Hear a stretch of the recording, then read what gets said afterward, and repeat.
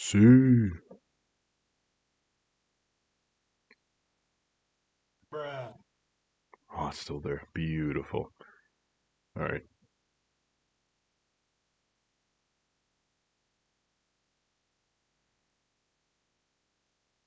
Here we get it. Akupara. Akupara Games. Let's go. Yeah. Yo, Remy, welcome to the stream, my guy. How you doing? Um, Probably either one. Okay. We have all gathered here today to do one thing and one thing only. And that is to acquire Mommy Spirit. Yes, she may be a dismembered killer from the original Dead by Daylight game, but here she is a majestic, or better to be dealt with killer from Dead by Daylight and Hooked on You. Welcome, Taco GF, to the stream, my guy. So here we are. Last time, it's literally like the beginning of the new run. It's the spirit one. Nothing much has happened besides the usual stuff that happens in the beginning. So we just woke up on a beach, no memory whatsoever. And I'm already trying to, you know, do my little thing with Spirit.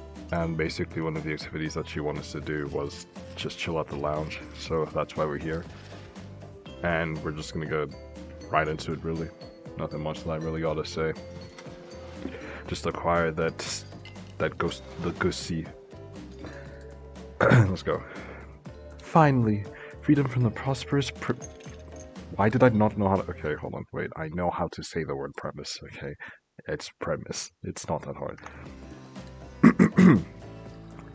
Premise that the four of us would be engaged in some sort of thrilling 2-on-2 volleyball match. Spirit looks at you from beneath her gigantic sun hat. She takes conspiratorial tone. I don't know whose idea volleyball was in the first place, but I hate them. Actually, before I... Okay, I was just double checking something. Anyway. I tried to feign a sprankled ankle, but everyone... Feign? Yeah, that is the word. Feign. But everyone already knows that I technically float above the ground, so nobody believed that I was even putting any pressure on my joints in the first place. I mean, to be fair, you are just... dismembered body parts.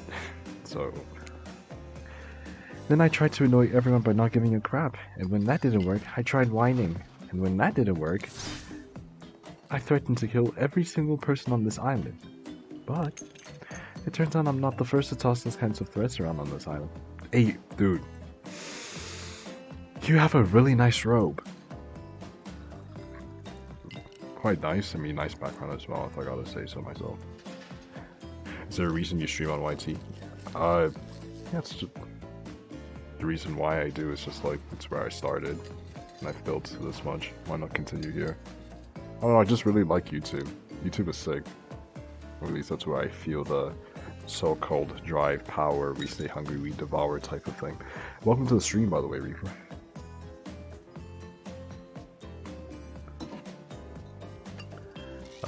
Yes sir. So, thanks, I guess, for getting it called off. I mean, it's just what I do, bro. Are we threatening to end each other again?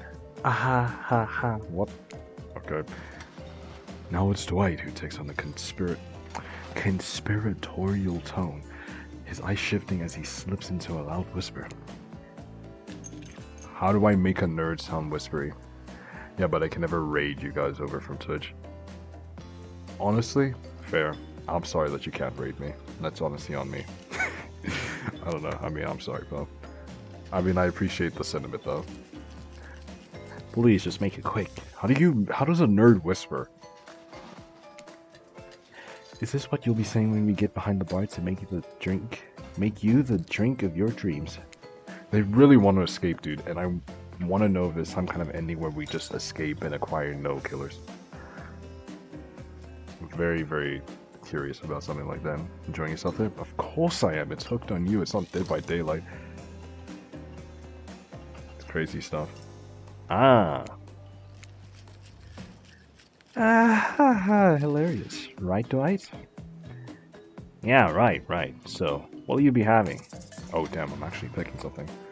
A vodka soda. Okay, I need to do some research clearly, because I don't know what a sangria is, or I don't even know if that's how you pronounce it. Oh, wait, hold on. Sangria. It's a cocktail. Okay, thank you. Scotch rocks virgin daiquiri. Okay, what's something that Spurb would really dig? What's a vodka soda? Dude, everyone's just making different stuff up at this point, I swear. Oh, it's just literally vodka and you put any soda like Coke or Sprite or something. Okay. Well, that's easy. So Scotch rocks, that's pretty hard, my guy. Damn. Gonna be like Vin Diesel, have the, like, stature of Dwayne The Rock Johnson. The sangria, and then there's a virgin daiquiri. I think that Spirit is a virgin daiquiri type of gal. So I'm gonna go for a virgin daiquiri. I didn't come here to party. I'm just trying to make the best of a very strange situation. I don't know. How about a daiquiri? I know how to make that. Of course you do. Shut up. Let's skip the liquor. I'll have mine virgin. Just like me. Trappers Snickers at your choice of words. Sure you will, kid. Don't mind him. We don't need to soak ourselves in booze just to please someone else's expectations. If you ask me, there's enough spirits here already. I don't get the joke. Besides, alcohol just numbs you to the painful realities of the world. I choose to face them head on. Honestly, I can kind of rate that. That's pretty sick. You never do something like, I don't know, hide it from all behind the world's largest hat or anything. Yeah, her hat is really huge, dude. It's like an umbrella. Please, allow me to ignore any fashion advice from the man wearing a doll's face as a mask. True. I mean, never mind. Let me not. We're trying to acquire the maidens. I'll chase them away. Not a doll's face, jerk. Since we fulfilled your requests, it's time for you to return the favor. Like what? I should have known there was a catch. I didn't know there was a catch. I thought I was just like a guest here. Dude, I literally woke up and don't know what's going on. Icebreaker time. Oh, icebreaker. Ooh. I swear, had I known they pulled this kind of foul, enthusiastic community building crap, I'd have suggested we attempt to walk to the lowest point of the ocean before I ever set foot near this bar. I would have drowned. You don't think it could be kind of fun? A little fun? Never mind. I hate it. This sucks. But it could be fine, or whatever you say. Does anyone see my hat? I didn't even know you wore a hat. I've literally never seen him in a hat. Same, narrator, same. If we must make small talk, I'm at least picking a topic before we end up being forced to do something. So, some lame improv game that nerds learn at their non-stop sports. Woman, why do you have so much dialogue? Learn at their non-sports after school activities that I definitely never did because I'm no nerd. Methinks a certain someone doth protest too much. Sitting here on this beautiful sunny afternoon, warm sand beneath the cool fog beneath my severed feet. The topic I choose is books. Oh no. Novels, comics, fiction, or none. Reading is the only real escape from the inescapable horror of life. The escape into your own mind. Damn, you are just such a hipster, man. A groan rolls through the crowd. Not a lot of readers here, I'd imagine. Based on that response, they were much more enthusiastic about drinking. Considering the situation we're in, it seems an appropriate time to ask you. She's blushing. Okay. Les, what's your desert island book? Desert island? What's the desert island book? Alright, hold on. The one book you'd bring with you if you were, well, on an island like this. Oh, and it has to be a classic horror, for reasons that should be obvious. She means because this is an island of horror villains, and also those books are all in the public domain. That's actually fair. Nothing too modern. Humanity has really gotten soft these past 100 years. So what's your favorite? There's Dracula, there's Frankenstein, there's... Frankenstein is kind of relatable to Spirit. I don't know her, like, backstory or anything.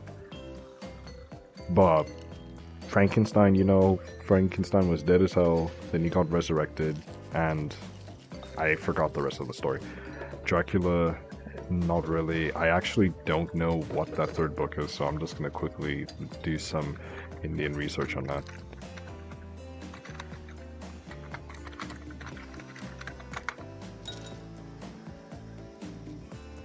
Strange case of that is a gothic novella, blah blah blah blah blah blah blah blah blah. Okay, well.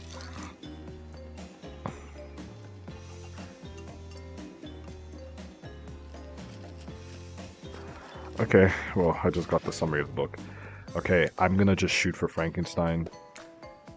I actually didn't read it, but I've seen like 3 movie versions of Frankenstein. They've all been pretty good. You know, you can lie to make yourself look smarter. The killer's not my— Well, you did— Why did you give me the options if I did not read the books? Oh my god. Why is Wraith here? Okay, whatever. Dude. Alright. Oh, that's a good one. Seeking knowledge but finding only death? Yeah, I've been there. Can't say that my experiments have been as successful, but, well, fingers crossed. Fire? Don't even get me started. My experiments. Crap. Not again! I swear every excuse you give him in this talk about— Shut up. Did you just tell me to shut up? Sorry. Take it from me, the one that likes to think he's the scientist, but he's actually the monster. Can I be a little bit of both? Like I said, I haven't actually read it, but that sounds smart enough that I'd be willing to believe it's the true meaning of the story. Enough about these old stories that belong to someone else. I think it's time to make up some new stories of our own. Before you know what's going on, Huntress is waving an empty vodka bottle in the air, a devilish twinkle in her half-mask covered eye.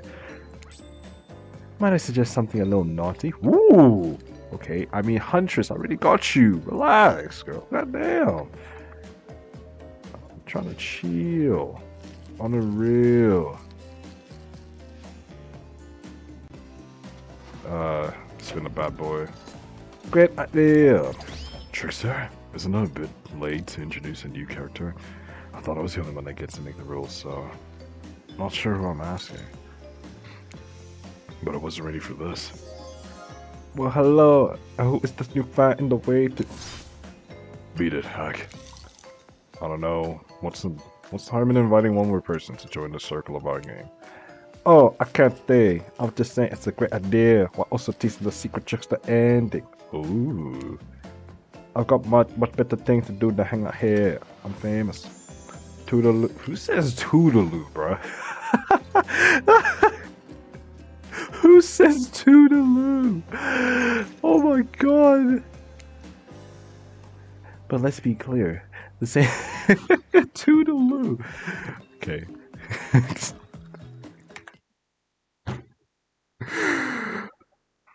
Toodaloo.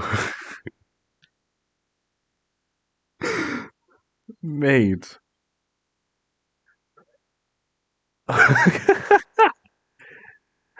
Whose idea was it to put Toodaloo? Alright, whatever. All makeouts will happen out of view of the public eye. Real romantic-like. Yes, romance is the goal. So we'll all be waiting here in complete silence trying to listen in and use our imaginations while you make out the other side of the bar, but not watching. Like adults, romantic, well-adjusted adults. Liz, you're up. You grip the bottle in your hand and put your fate in the hands of the empty bottle gods. Okay, well, I know how to do this. Easy clap. Ready. Away we go. Spin the bottle and see who you're gonna spooch. Wait. Oh, this is fast, this is fast, this is fast. Yes! You're in spirit! Let's go! Ouch! I hurt myself. Clutch gaming either way. Psych! You actually have to spin multiple times to get your real result. Why? First to get to 3 times is your true match. That's how we play hardcore spin the bottle on this here island. Get your spin on. Wait, okay. Shiza. Frick! I got every single person. Oh, no! No! Okay, mate. Okay, you're really not helping me out right now. You're not helping me out.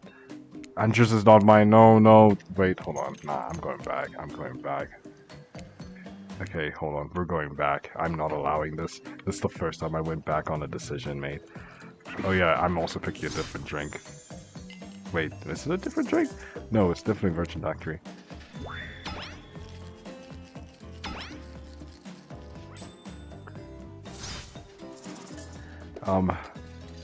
Okay, I think... You know, I really enjoyed the story of Dr. Jekyll and Mr. Hyde. I've always felt like I had this other person living in...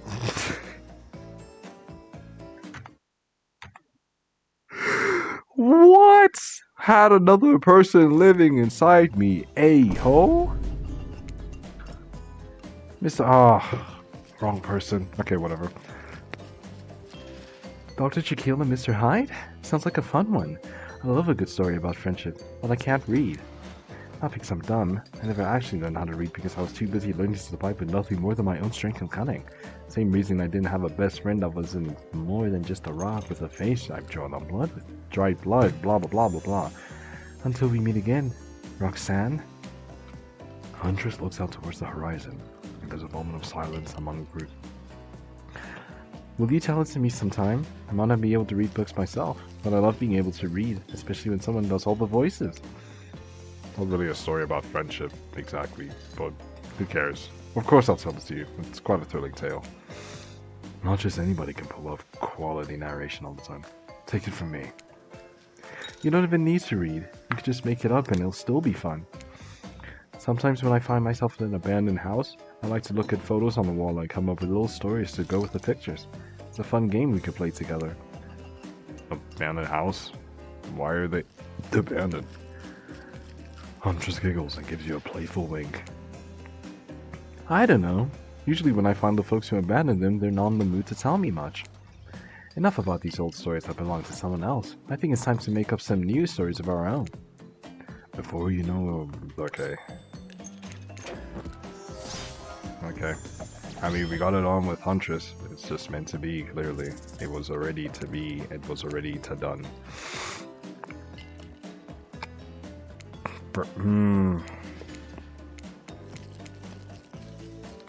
Yes. Okay. 1. Yes. 2. Okay. 1 trapper. 2 trapper. 1 wraith. 1 huntress. Yes! Let's go! Woo! Spirit is the true match. Ooh. Just this morning, you were waking up on a strange beach, surrounded by strangers with murderous intent. Now you're looking across a beach towel at Spirit, lust in her eyes, sweat glistening on her skin. Wait, she can sweat? I thought she was dead. Right, whatever. Your heart races. You can feel your pulse pounding in your ears. Oh, wow, okay. Spirit takes you by the hand, and you sit face to face at a private section of the bar. She begins to reach for you, putting her hands on your shoulders. You're sweating, but not in the sexy way she is. You're sweating in the gross way you'd sweat at the interview for a job you're not even remotely qualified for. You don't know what to do. If you try and lock lips in this state, you might gross her out so completely that she'll never be able to look at you romantically ever again. And you know what this calls for? A goddamn save. Wee! Woo! Alright. Spirit, I, you, we. I have some bad... No! Damn it. I've been juked. I've been played. I have some bad news for you. I have something in my teeth, don't I? I think it might be seaweed. I have no idea how long I was in the ocean. Oh, well, maybe. But that's not what I was going to say. This It's not happening. Not now. Maybe not ever. If they think I'm gonna make out with some stranger just because a bottle told me to, they've got another thing coming, and so do you. Namely a katana in your heart if you ever try to make a move under such absurd circumstances. I wasn't gonna. Yeah, I know. You seem pretty harmless, and not at all that bad to kiss. If I were interested, which I'm not at this moment in time. Are we going to tell them we kiss? We are. I'm not above lying to get what I want. So that thing about me not being that bad to kiss, was that a lie to get me to play along? If you want to know the truth, figure it out yourself. But don't expect this life just to hand you gifts like me. All I ever handed was pain and Okay, shut up, dude. No one cares. Treat me well, and I'll return the favor. Okay! Otherwise, try a different route and see what happens. I hate to break up with such a passionate moment. That we only assume was passionate because we never found you constantly while you stay on the island. But dinner is being served right away, and we must insist that you join us. We wouldn't want anyone dying of starvation when there are so many more interesting things to die from. Damn, dude, the switch of voices so quick is killing me. Murder type stuff. Alright. You were expecting what? Capture the flag? Do you know how complicated it is to run a game like that? Much more so than sitting and talking. You arrive at the cookout area to find an assortment of picnic tables scattered around. What were you expecting? Some kind of grand hall with a huge banquet table. This ain't some prestigious fantasy epic like you'd find on the cable. Dwight and Claudette usher you to your seat, but there's very limited seating directly around you. And, oh great, terrific. It seems that everyone wants to sit next to you. Even better is that they don't want to sit next to certain people either. To start, no one wants to sit next to Trapper. Meanwhile, he refuses to sit next to Wraith or Trickster. Oh yeah, Trickster is here. Surprised? Yeah, well, they don't call him Expected Stir. I'm sorry, even I get nervous around crowds of killers, and my whole shtick gets a little flustered. Hey there, you looking good, that's real good. Is this bat like... Oh, it's like a balloon thing, like an inflatable bat type of thing. I thought it was an actual bat. I mean, there's probably a real bat inside of it, but it's a much smaller size, whatever. And we literally can't let Huntress and Trapper sit together. No, seriously, their arms are too big. They can't fit at the table if they sit side by side. Look at this. We can't even fit everyone on screen at the same time. You probably think it was an error, but it's not. It was completely intentional.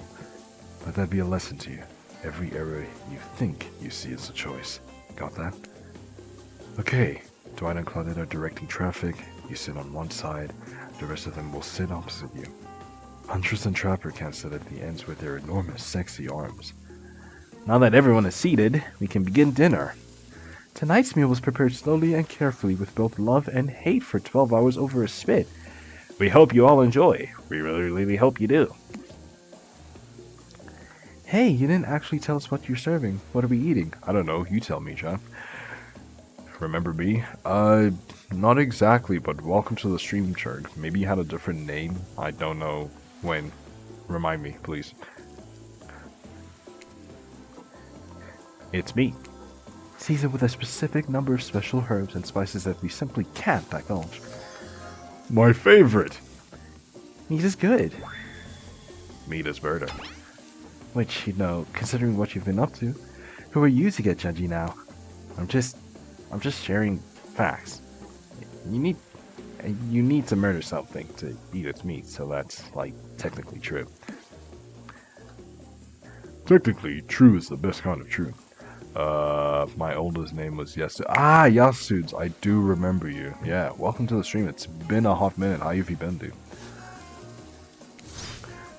Okay, enough yapping. Let's eat.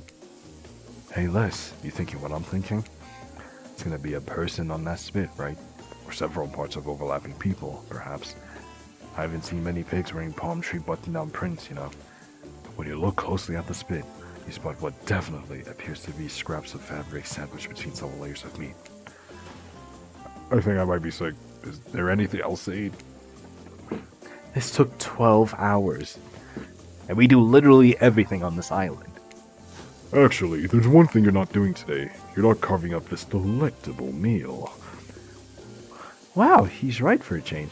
Because I am the one with my broad axe. It's the perfect tool for easily chopping anything in Tuan.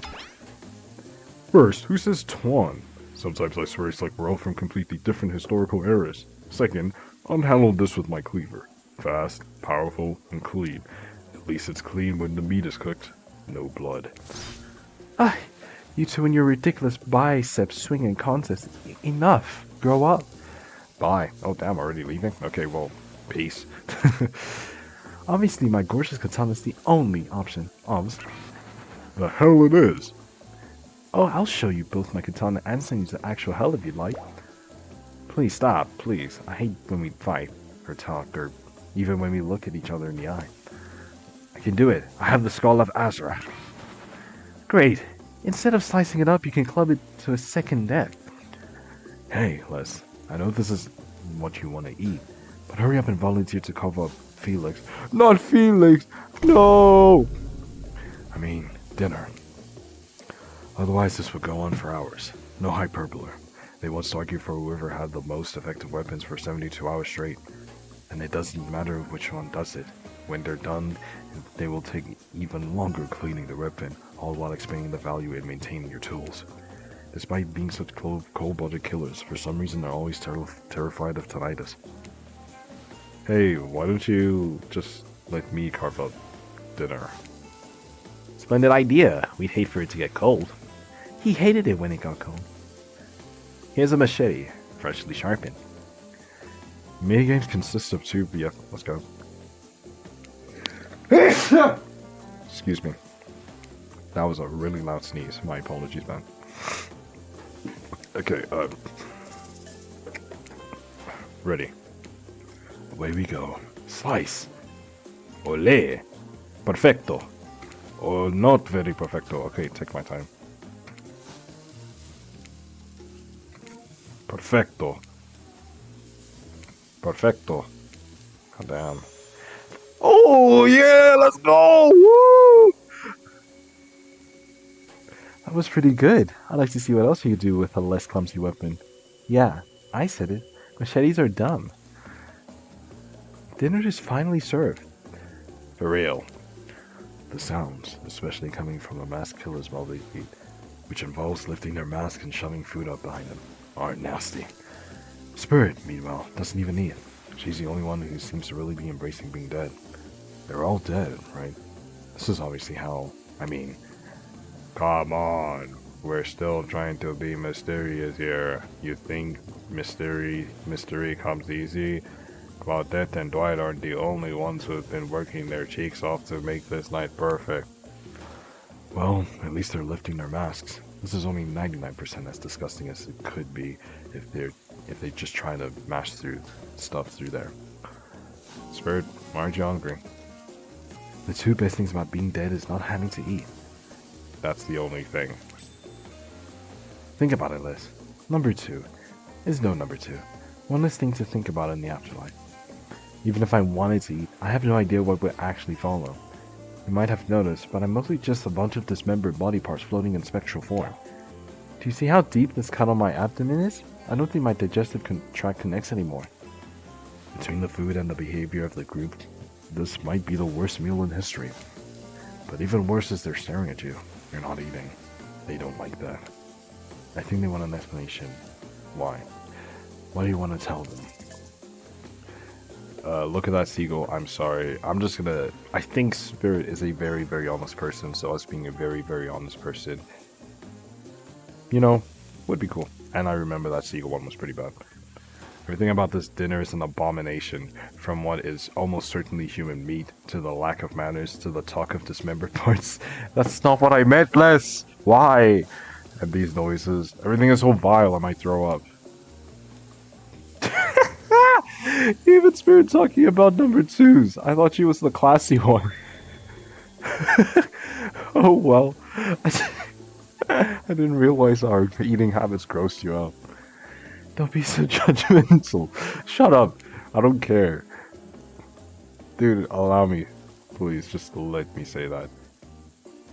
If I could feel shame or sadness, I might be experiencing both right now. But what can I feel?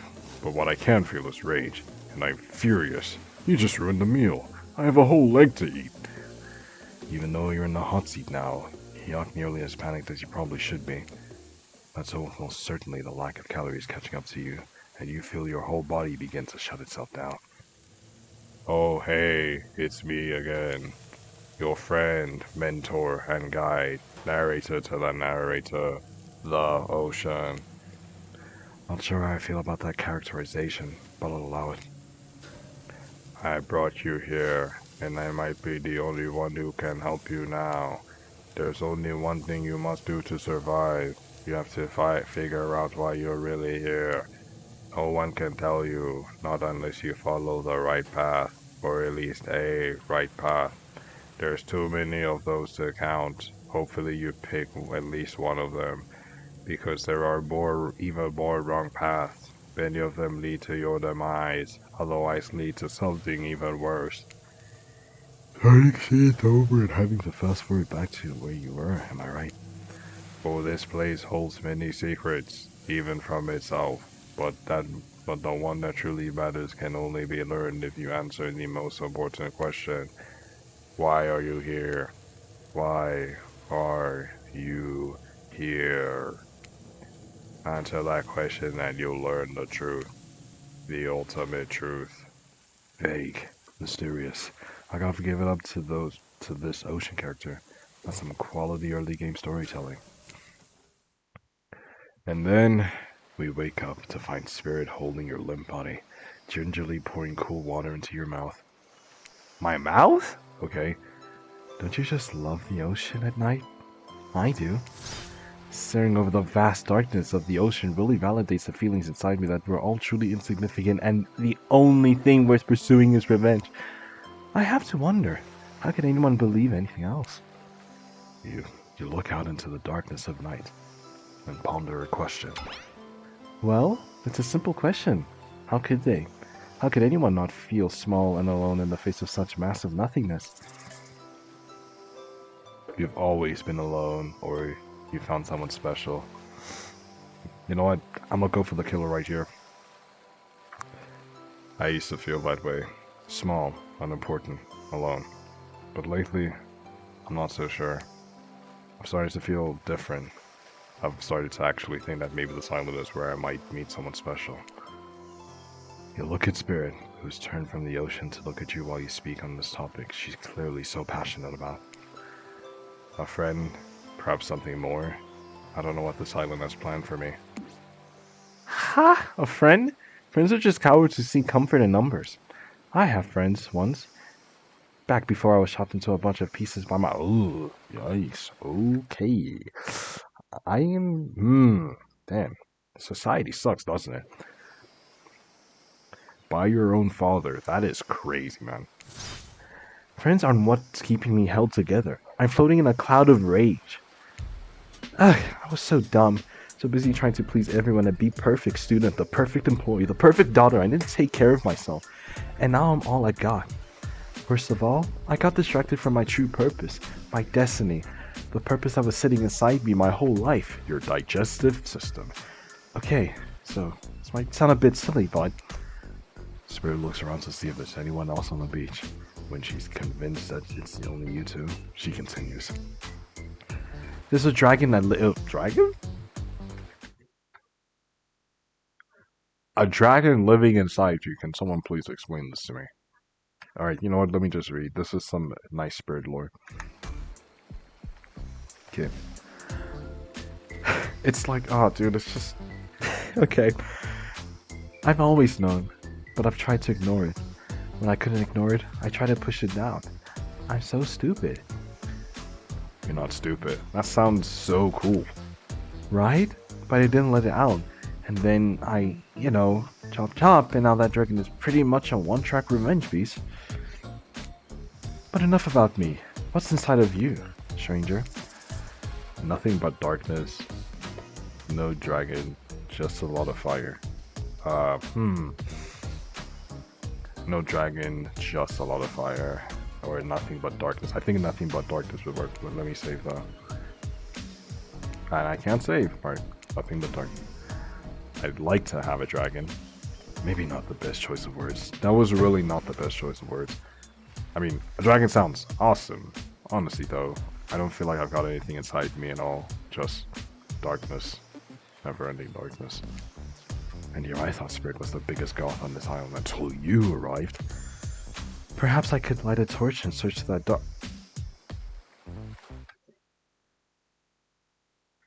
Boys, we're going in. If there wasn't a path, the path is now open. I just need to walk this path. Let's go. Just as things are really heating up, you hear a flurry of footsteps behind you, and you quickly spin around, ready to fend off whenever new danger has popped up on the strange island. Yo, Danny Bay, welcome to the stream, my guy. How you doing? Only to find that it's Dwight and Claudette sprinting across the beach, clipboards in hand, which they're waving in the air above their heads. It's very important that we stick to the itinerary and attend each event as scheduled. Playing sick for cute flirt points was not part of this evening's activities. That's strictly starting an after campfire story time. This rate will be late. Playing sick?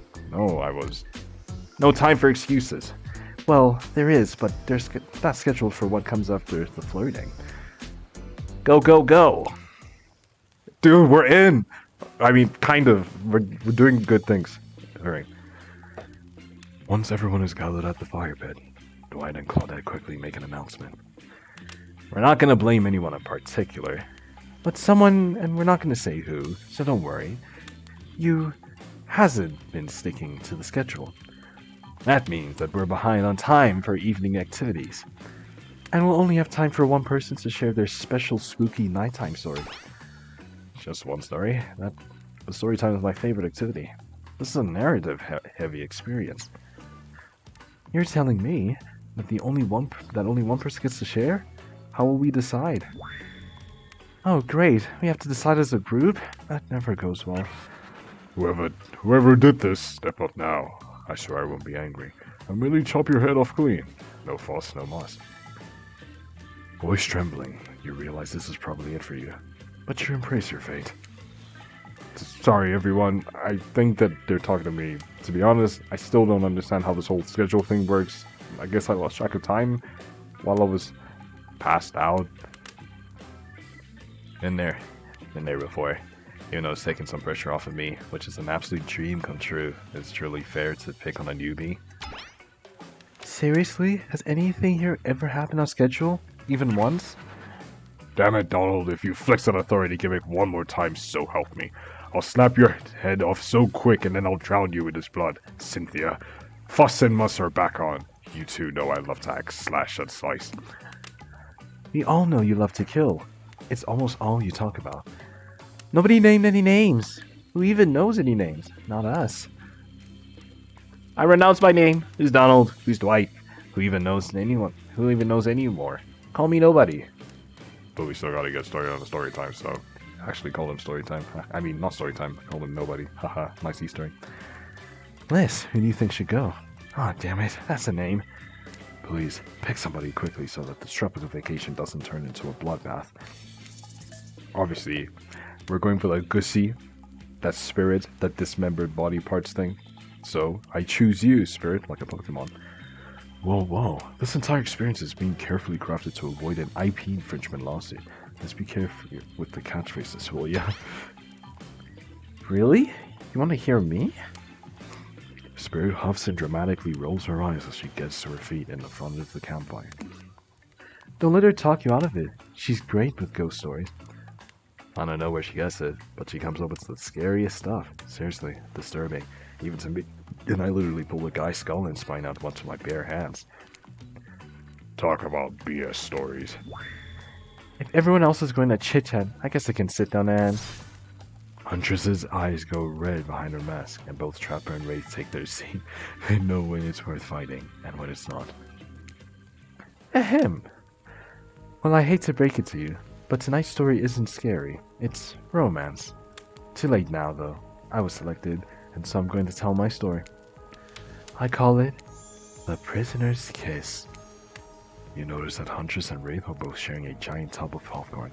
Nobody offered you popcorn. God damn, bro, I want some popcorn.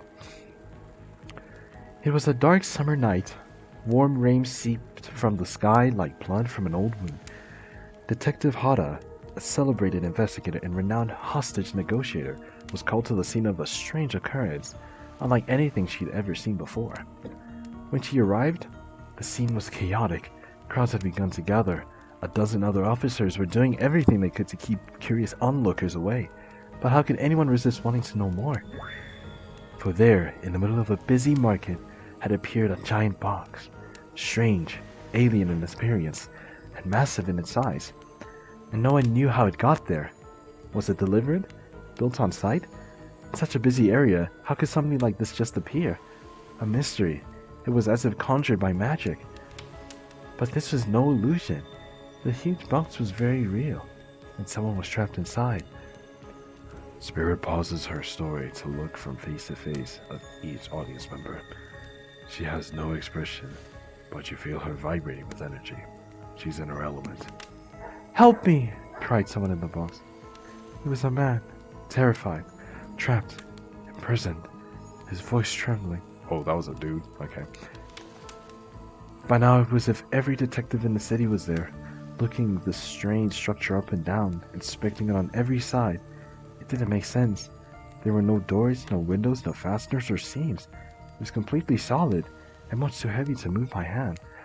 Solid, that is, except for a single small silt, just enough to see the bloodshot eyes of the prisoner trapped inside. I don't know what happened. I woke up and here I was. I'm so scared. Please help me. Cried the man as if pleading for his life.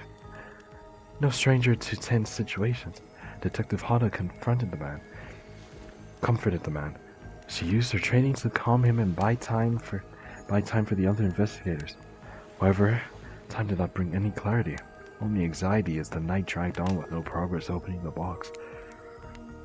And as the night grew longer, the seeping rain puddling on the ground, the man inside grew more desperate, more sad and lonely, more pathetic and in need of help. But Detective Hada was no help at all. Powerless to save him, guilt began to weigh on her like it never had before. Don't let him die in here, the man begged. Don't let me die alone. Stay calm, instructed Detective Hada. You are not alone. I'm here. Hell, half the town is here. We're all in this together, and we won't let this be the end of your story. Looking through the narrowest of passageways, Detective Hada watched her own reflection in the tear-filled eyes of this strange, sad prisoner. Together they both wept in silence at the hopelessness of this moment. Promise? Asked the man. Promise that I'm not alone? Yes, she promised. I do. A simple pledge. She felt an instant connection like she never felt before. Not to her family, not to her friends, not to any of the other hostages she worked so hard to free before. And so, when the man's eyes closed and backed away, it didn't scare Detective Hada, for she knew he would return. And he did, pressing his lips up to the narrow sills in this horrible, puzzled box, repeating his question again, steam flowing from his mouth as he asked, Promise that I'm not alone. Yes, she promised. I do. Yo, are we repeating dialogue or am I just stupid? And pressing her palms against the cold outside of the box, without truly knowing why, Detective Hada leaned forward and placed her own lips up to the opening, letting her breath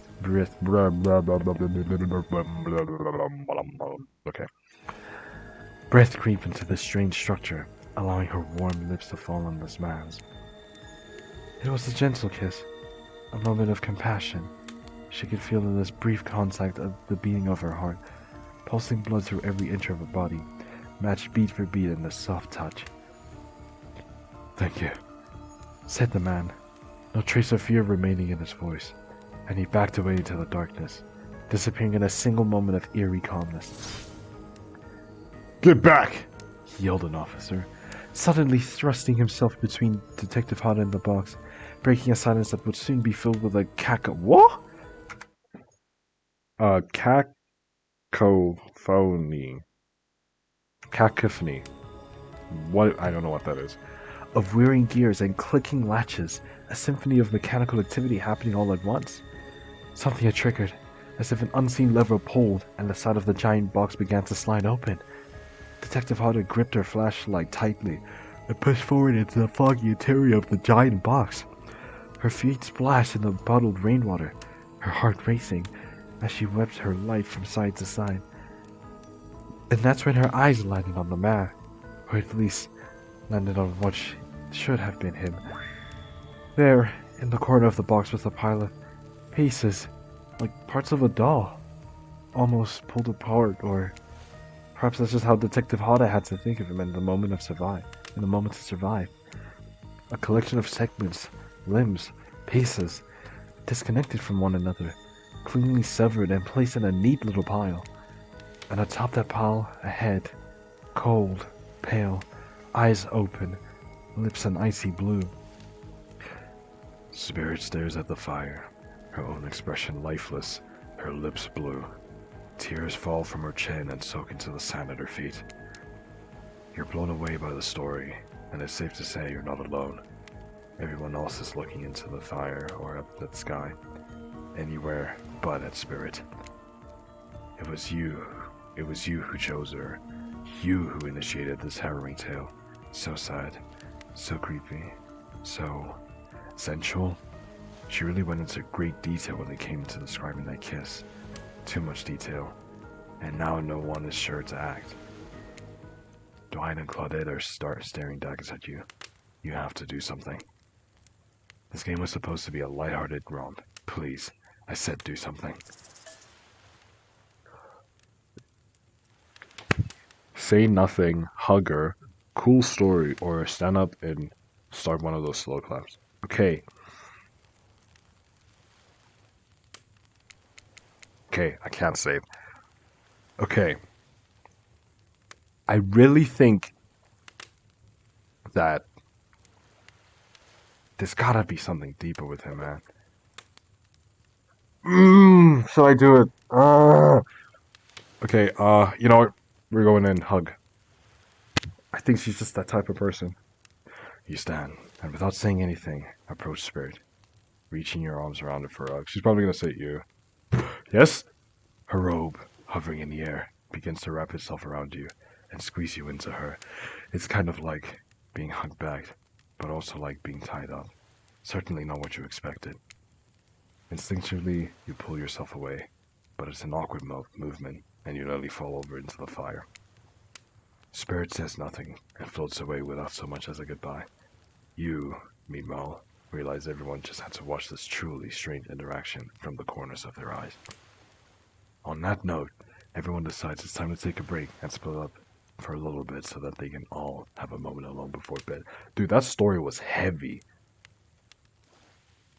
Like, dude, the devs, excellent storytelling, dude. That was actually super sick.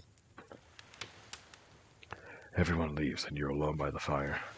The only thing you hear is the ocean slowly lapping against the shore. This is nice. A true moment of peace and tranquility that lasts for all of 7 seconds because Trickster shows up and he's blurring his latest song. Hey baby, you looking lonely? Mind if I join you? He doesn't wait for an answer. I know you've been hearing from these guys all day, but I want you to hear something from a big fisher like me. Something special in those charges of this island. Don't want you to hear. I'm the ultimate catch on the island. Trickster leaves. You're a bit confused about what to make of his cryptic clues, but you aren't going to get any time to think to yourself. Oh my god, to think about them just yet. Spirit approaches you. Yes, yes, yes!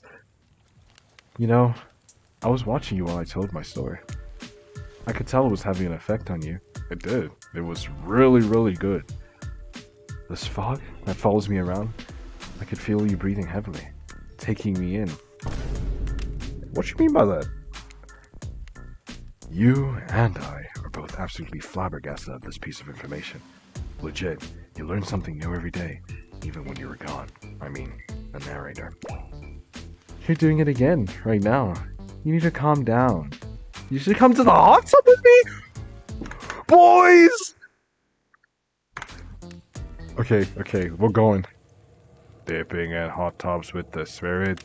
You've come a long way in a single day. I'm not saying you shouldn't follow her. An offer like that. Just don't forget our little dog. You and your storyteller friend slip into the water. It's just the right temperature for an evening dip. Plus, if some jealous shark comes along and manages to jump from the ocean into the pool, you're also pretty sure your killer companion could handle it. I just want to be totally clear. Even though that story bore some similarities to my life, it was not about me in any way, shape, or form. Not symbolically, not metaphorically, not any other ickly. Oh, well, I thought it was. I believe you. Completely. Sure you were cut into pieces. Sure you were cut into pieces in your life. So was the person in the story. A perfectly normal coincidence. Sure you're on this island, trapped one might say, in a most puzzling place. Also a completely regular coincidence. And sure, his lips are blue. Your lips are blue. Really? You call this blue? Searching for answers, hoping to find revenge! Okay, so the similarities stop there, I guess. Coincidences. Sorry, the coincidences. Get this through your head, whoever you are. Samurai blood runs through my veins. Or well, maybe it was... What is that word? Coagulated. I don't know, man. Why now? No need to sweat the details. Regardless, I'm a descendant of noble warriors. Thousands of years of training with bladed weapons preceded my entrance into this world. Do you know how many swords that is? A lot. You have to figure that with the many sharp edges. A person is bound to get disconnected from a body part here and there. The truth is, and I wouldn't typically share this, so don't go on blabbling about it. I dreamt that story, like watching a movie in my sleep. You know, I was just a little girl. Years before my father sunk his blade into my skin. Yikes. Okay, pal. I've never been able to shake it. That's a very adult story for a child to dream. Do you believe me? Yes. I know we just met, but yeah, I do believe you. The way you told that story clearly came from someplace deep. Definitely. Like, if she made all of that up on the spot, then she has excellent storytelling. Fool. Damn it. Who taught you to trust a stranger? You're gonna get hurt if you don't learn to take better care of yourself. Now you've got me wondering, do I believe you if you believe her or not? And if I know everything, because trust me, I do know everything. Don't I already know the answer to my own question about if I believe you believe your answers to this first question? Whoa. Ocean air got me tripping. Sorry, I didn't mean to distract us both. What's important is that a certain corpsey cutie floating in the cloud of magical mist might still be waiting for you to say the right thing and free her from her puzzle box. If you believe that she is the... Damn, they got me going on again. Unfortunately, before you can follow this conundrum to what will surely be a mind-numbing cycle of new questions, you find a certain someone standing before you with a fresh towel, ready to dry you off. Sorry, kids, but it's time for bed. I might be the youngest one here, but I'm no kid. Damn, youngest one. Interesting. And that's very, very interesting. How young are we talking? I do, however, love being wrapped up in a fresh, clean towel. My mother used to help me wash my hair when I was young. She'd comb out all the tangles and tie a ribbon around it before sending me on my way. I miss her. You watch a spirit stares off into the distance, her hand gripping into a tight fist. She doesn't notice you're watching her at first. When she catches you looking, she turns away, roughly grabs a towel from Dwight and then pushes him across it aside as she floats off. Okay, I think I'm doing a little something. I'm getting her to open up. I think that we're gonna get a lot of baggage. A lot of it. I'm pretty confident. You head over to the campfire. The heat is comforting on this chilly night. Looking into the crackling embers, you think about Spirit's story about the prisoner in the puzzle box. If you manage to escape this place, will you leave with your life? Or has it already been taken from you and it's just a matter of time until you make a gruesome discovery? Before you can dwell too much on your fate, Claudette and Dwight arrive, their now familiar creepy smile stretching from ear to ear. It's a bit menacing to see a smile like that lit by firelight. We must apologize for the accommodations. We weren't prepared for another guest, but we're gonna make you comfortable, or die trying. They hand over a pillow and a blanket, and welcome you to snuggle up by the fire. Perhaps the music will put you at ease? Just try to keep the volume to a minimum. Our other guests are the types that you'll want to rob of their beauty sleep. Ready? I mean, actually, you know what? We've already done this, but I want to see if there's anything different.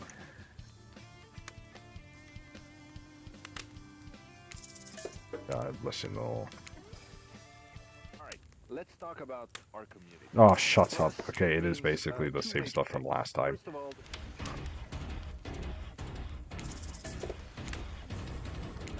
I don't know what I picked. let's talk about our community. I don't care. Shut up. You literally do not care. Behavior interactive. Okay, that's just music. I mean, it's just the stuff that we've seen before. Nothing new. I mean, they'll probably have like Spirit Chase music if they wanted to be a little quirky with it.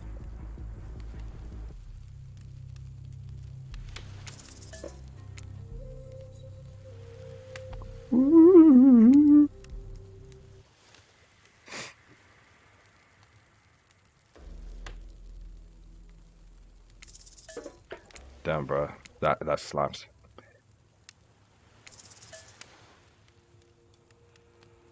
Damn, that slaps, bro. No matter how many things you listen to, you still can't sleep. Besides, ask one of the killers to spend a little more time with you until you're sleepier. Who would you like to summon to your side as you lay by the fire? Bum ba da dum bum ba bum bum.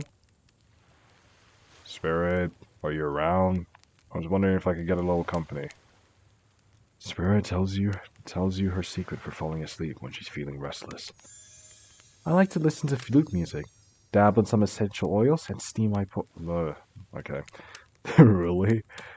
What? Even the dead like to relax. I don't really have any of those things around. A comb with a ribbon? That's kind of counterproductive today. You do you, bro. She is dead, so it doesn't really matter. Spirit reaches out and presents you with a unique item. It's a small comb, carved from bamboo. I guess you could hold on to this.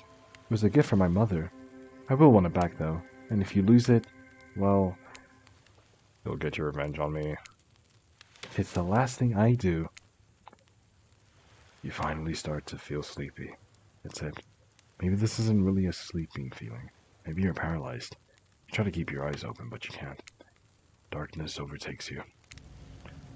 The dark voice from earlier speaks to you again. It shouldn't still be as spooky, but now you've had a whole day of strange voices in your head. But this one is still undeniably odd. The human body is made up of 60% water. Did you know? Did you know that? Of course you did. Everyone knows that. Even amnesiac video game protagonist. Amnesiac. Godless. Well, guess what? Drink as much as you'd like. You'll never get to 100%. You hear me? Don't think I don't see what you're up to. Hehehehe. You awake, suddenly to see someone looming over you. Trapper, yikes! Trapper, please don't murder me. I was only here for one day, please. Oh, you're awake. I saw you with the spirit right before bedtime. You know, they're not what they seem. Not like me, who is obviously completely honest and trustworthy. I was checking out to make sure you weren't sleeping near any one of my... Actually, never mind. Just be careful where you sit. But since I'm here, I'd like to share two things with you. One, I do not take rejection well. Two, the first thing is very important to remember. Were you drawing me? Trapper doesn't answer.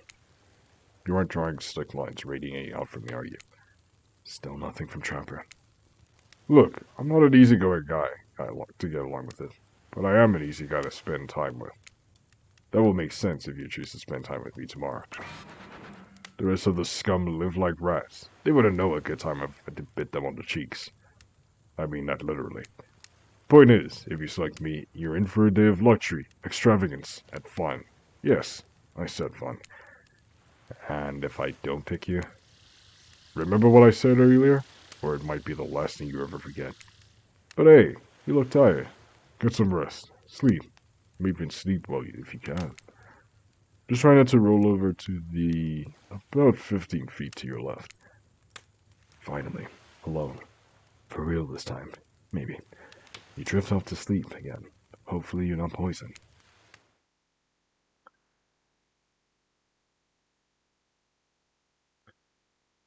We didn't die. Woo! Wait a second. Aye, aye, aye. Okay, I just skipped the dialogue. I think today went really well. These were some of my first interactions with someone who isn't a parent that didn't end in a bloodshed or ultimately perishing in my Russian cottage.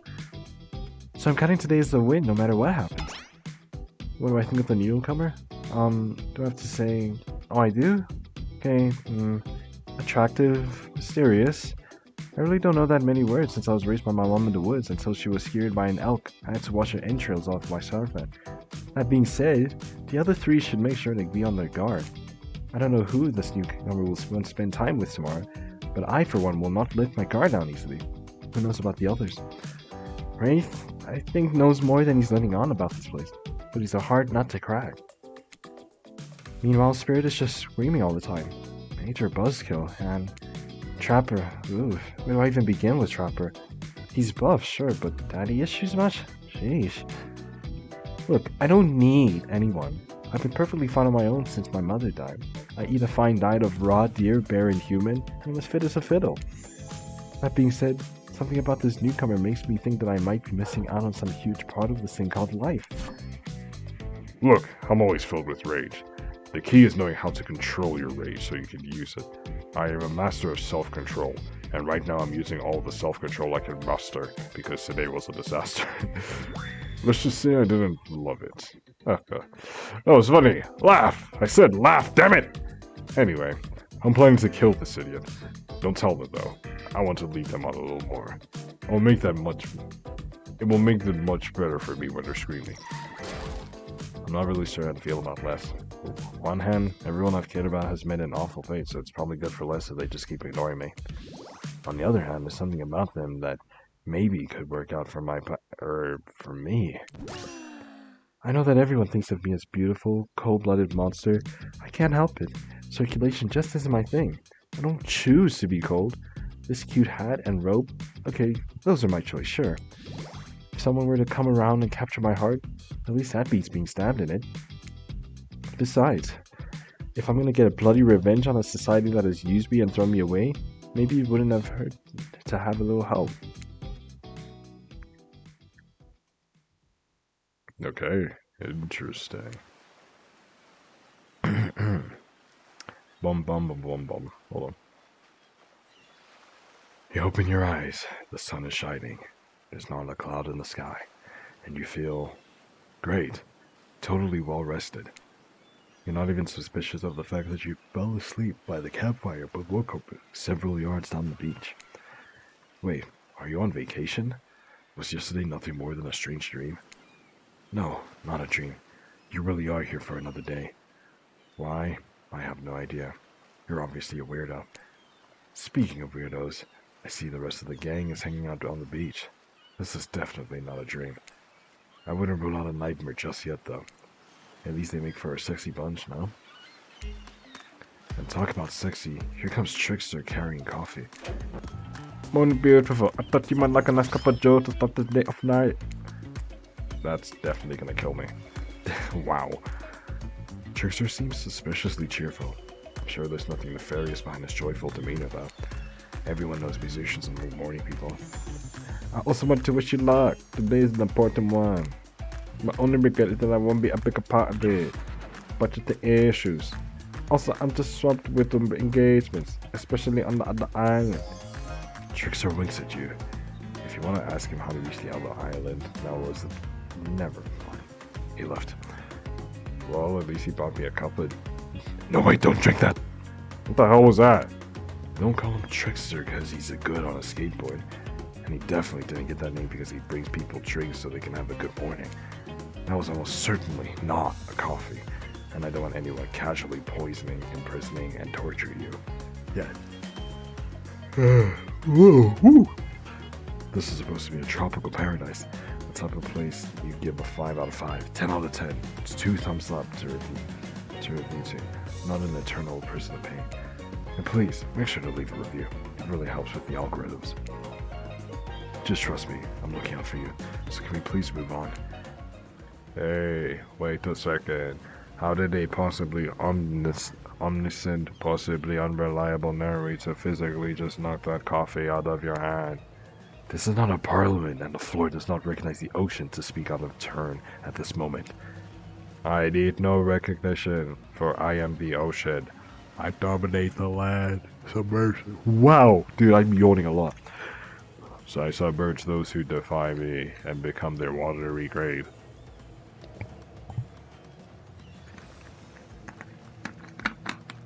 Ah, jeez. Okay. Just need a low water. Actually, speaking of graves, I would like to say something of grave importance. Fine, go ahead.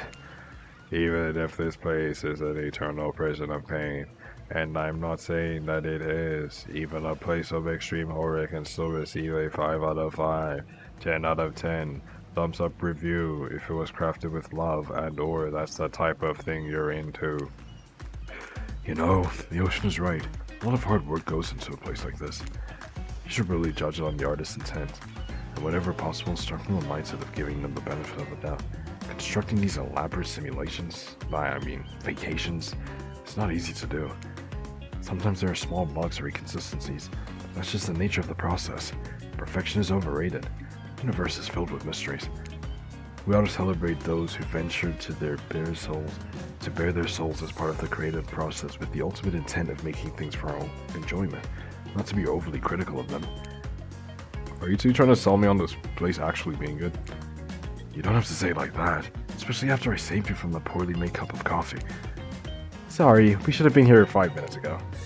They always do this on the second morning. Oh god, dude, why am I just, bruh, sad, really. Even if they do make some great points. Oh sure, they make great points. I agree. Can we please move on? Yes, of course. Apologies, Les. The last few minutes aside, have you been enjoying your time here on this island?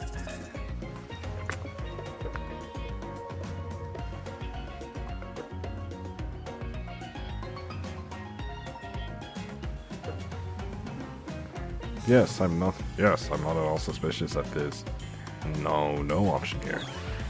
What an encouraging response. And we're so glad you're not suspicious. Hey, Claudette, maybe Les isn't suspicious because they figured out what they're actually doing here? Zero chance. They're still clicking, even right now, to see how you'll respond. Hey, look at that. Yeah, they don't know anything. It doesn't matter, though. Les, we're happy to hear that you're having fun. I didn't say I was having fun. We're all having fun, Les. Do you hear us? We're all having fun. We do need to ask you one more question, though. We all have decided we have rights to say anything negative about this place. Would you please sign this non-disparagement agreement? No. I will not say anything negative about this island. You have my word that I, Les, agree with the terms of this verbal contract. God damn it. Perfect. Delightful. Excellent. Yes. Hey, Les, still totally cool if I have constructive feedback. This place to leave that is in a positive review, because we all know that nobody reads negative reviews of games or resorts like this. Anyway, I see Dwight and Claudette have gone into a trance. With the grumbling I hear from your belly, that can mean only one thing. Breakfast. And we eat some breakfast. Perfect timing. Everyone rolls into the dining area to load up those sexy little bellies with pancakes, bacon, and so much for maintaining the bee spots. We're all half naked in a tropical paradise.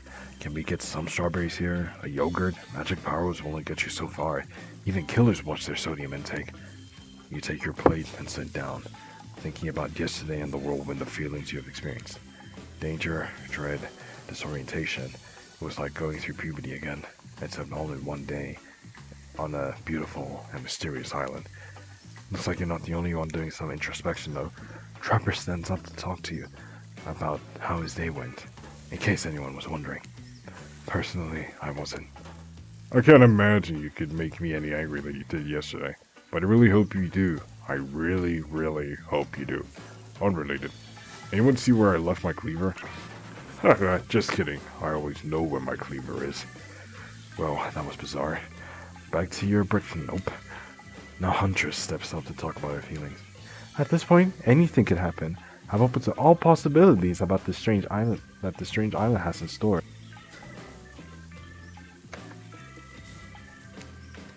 How open-minded.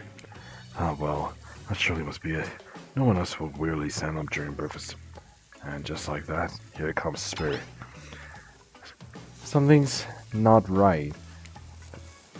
What the heck was that? Why did it skip? Okay, I don't even know why. It's like, for the first time in a long time, I felt the sun yesterday. And then it went away. I didn't like it. Guessing Wraith's had enough time to work up the courage to speak in front of a group. Ah, perfect. There he is. Take us home, Wraith. I'm glad the introduction of Wes to our island paradise. Yeah, that was in quotation. Didn't distract me from my normal routine, knowing all of you and vice versa. This place is an eternal prison of suspicion and suffering and no one cares. I'm still the only one asking any questions. I'm asking questions too. It's when will Wraith shut up? And now they're all looking at you expectantly. Wait, are you supposed to stand up and explain how yesterday made you feel? I think I need to process everything by myself. I'll see you all soon. Actually, you know what? This is a good place to save. Let's save here. Yeah. Yes. Alright, cool. Damn, what a power play. Keep him wanting more. You're getting good at this game. Or, sexy, true to life experience. Shame you didn't get to eat any breakfast, but so be it. After breakfast, you head to the hot tub by yourself to clear your head. Yesterday was, in short, a lot. Before you get there, though, something catches your attention. You hear that? Who are you addressing? Me? Well, yeah, I guess. That is okay, right? You know, I might be pursuing a relationship with one of these 4 fine killers, but it feels like the person I'm getting to know the most is you, narrator. It's only okay in so much as to serve to illustrate that you've lost your mind, seeing how I'm not real at all. Yeah, I've heard it this time. I think it's coming from behind the pool shed. No, stick it in there. A little more. A little more. Oh yeah, that's it. Yes. How does that feel? Intense. Nice. Yeah.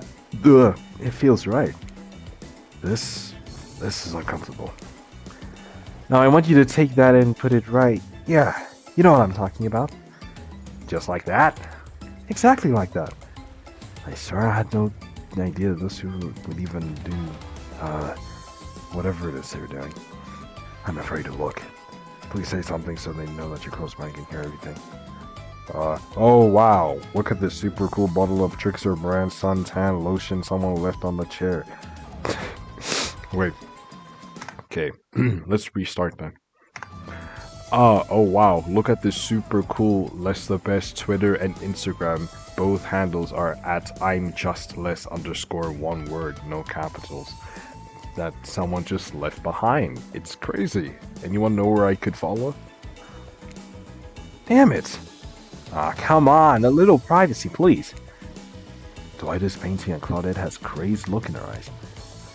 Sorry, I didn't know how else to put that you guys were there and that I could hear you. Well, you know. No, what? What do you think we were doing? You were doing... I don't know exactly what you're doing, but it sounded like, fun? You think two people trying to find new ways to kill each other in a desperate search to make their own death permanent is fun? Oops. We get 5 minutes to ourselves every day, and we spend it on hoping if we stab each other in just the right spot, we won't get resurrected. I've come to believe that the key is finding the exact place where we need to read out from, and to believe that this place is in our appendix. Why else would it be there? Well, that makes sense. Did you actually think we were me and him? Dwight? Ha ha ha ha. You don't have to laugh that hard. They get it. Ha ha ha ha. My life is a nightmare, and yes, somehow it's never been worse than right now. Let's go, lover boy. I know that all our entry wounds and our 5 minutes is up anyway. Good luck, Les. You're going to need it. And hey, if you figure out how to escape with Iron, please make sure your ghost tells us how. That was both a tragedy and a comedy.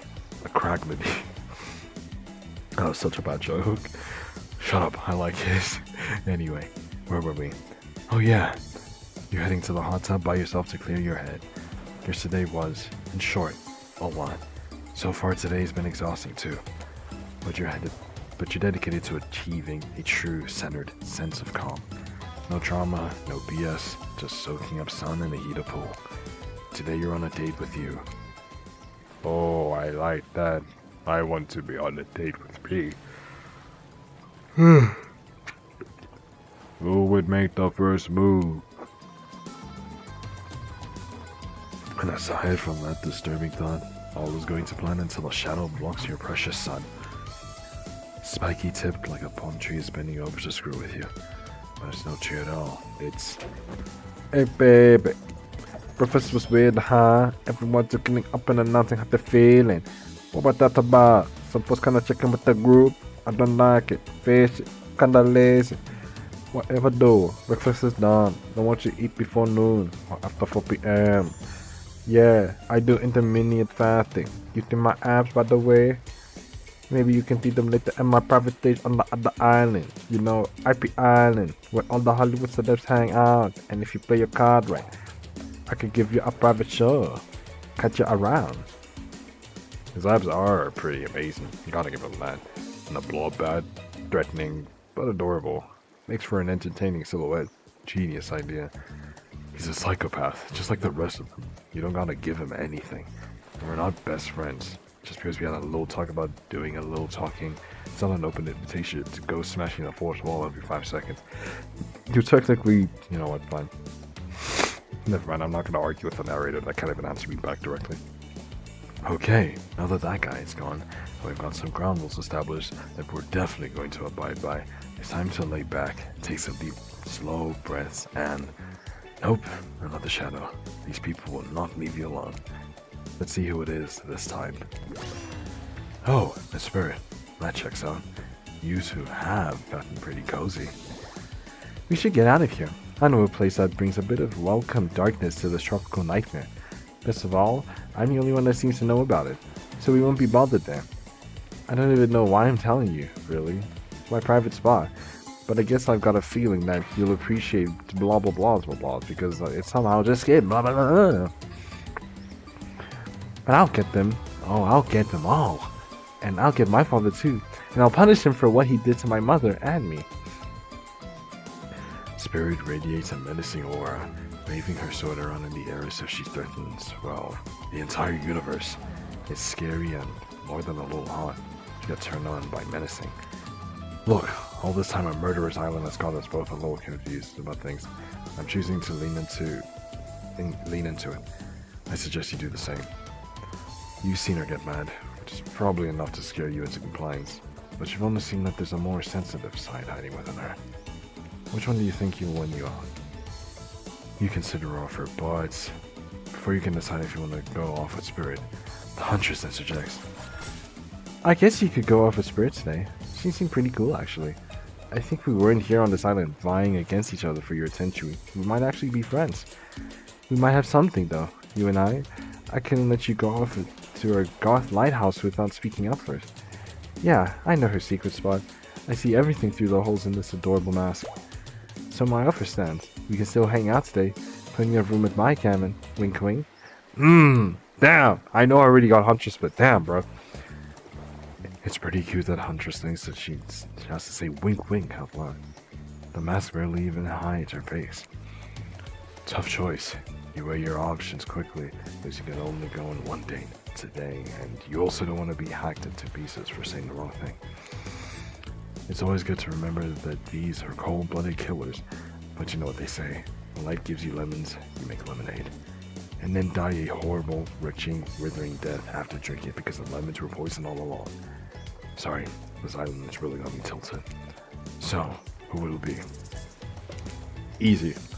I gotta go with Spirit. You've made the correct decision. But know this, just because you picked me doesn't mean I'm going to slobber all over you like a dog, understand?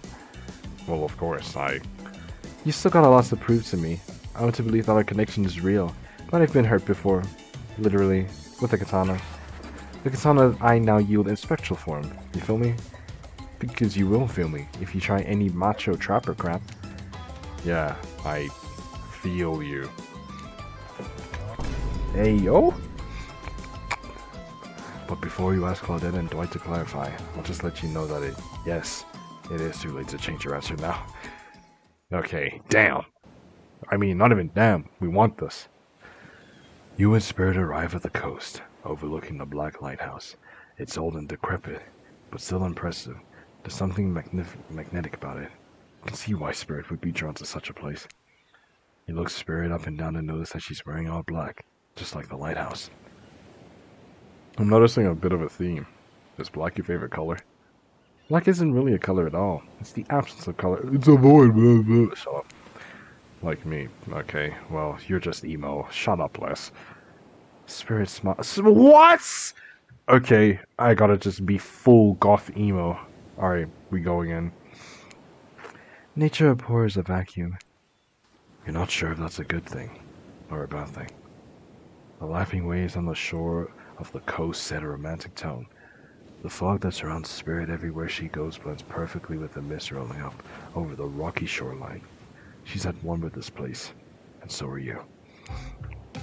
The peace doesn't last too long, however, as the lighthouse lets out an eerie howl.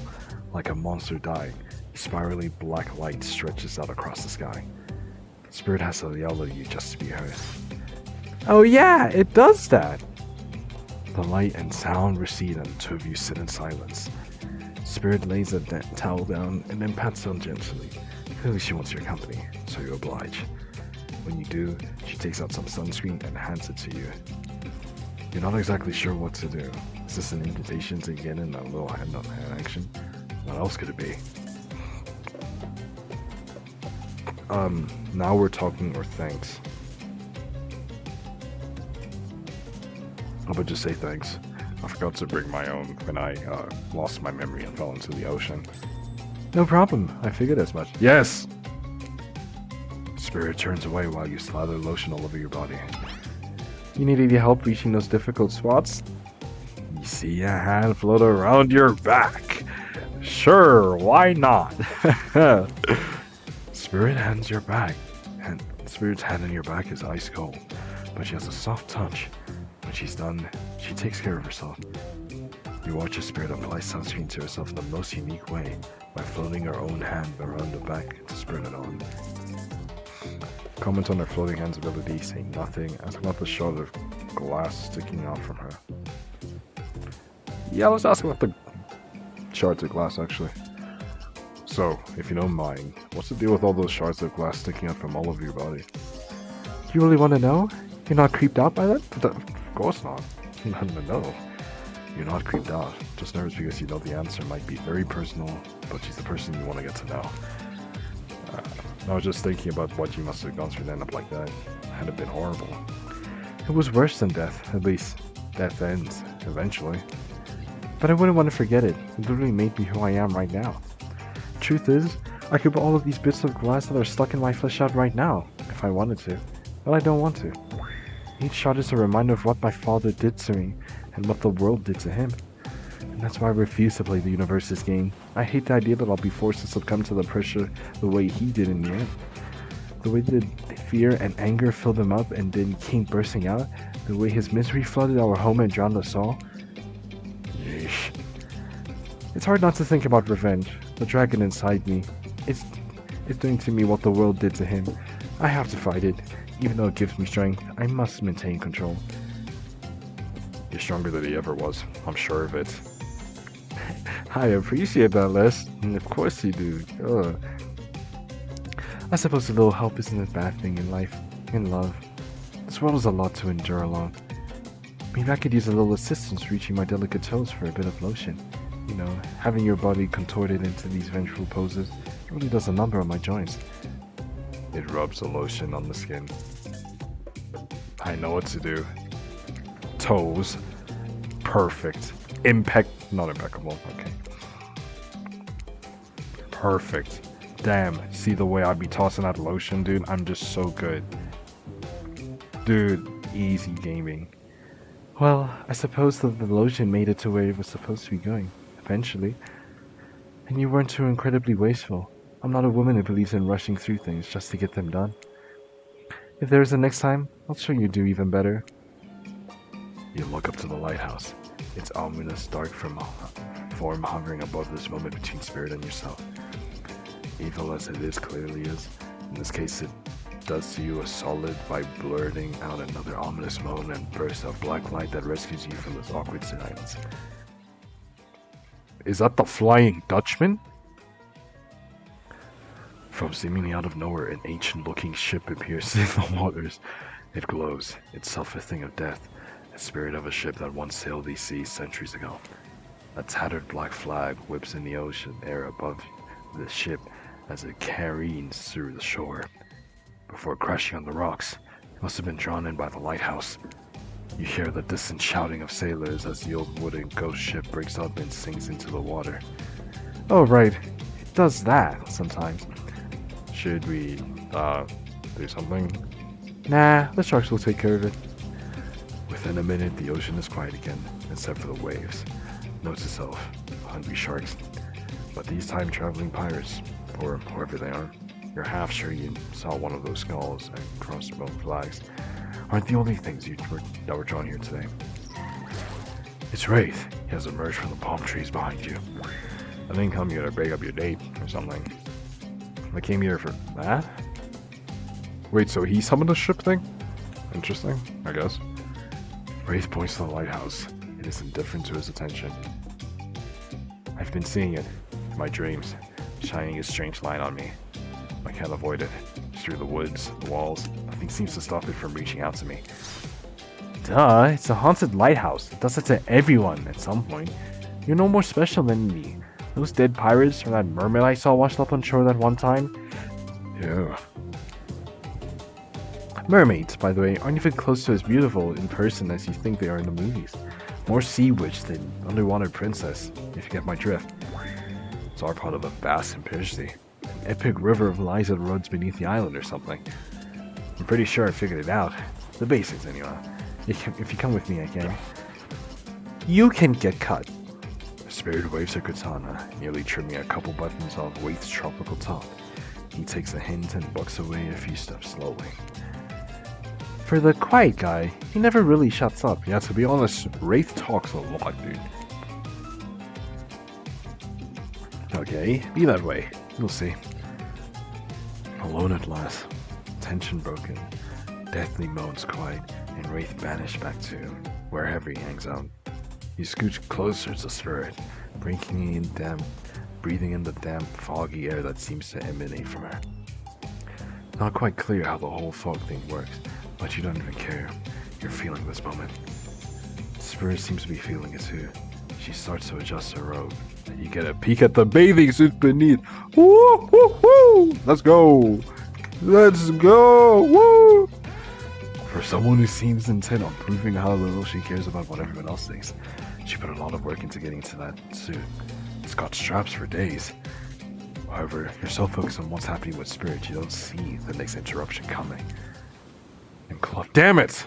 Why do you have to blue ball me like this? Just don't third wheel, or fourth, or couple wheel. I don't know what this is anymore. It's always the two of you. And Claudette and Dwight burst in on you and interrupt whatever you were doing.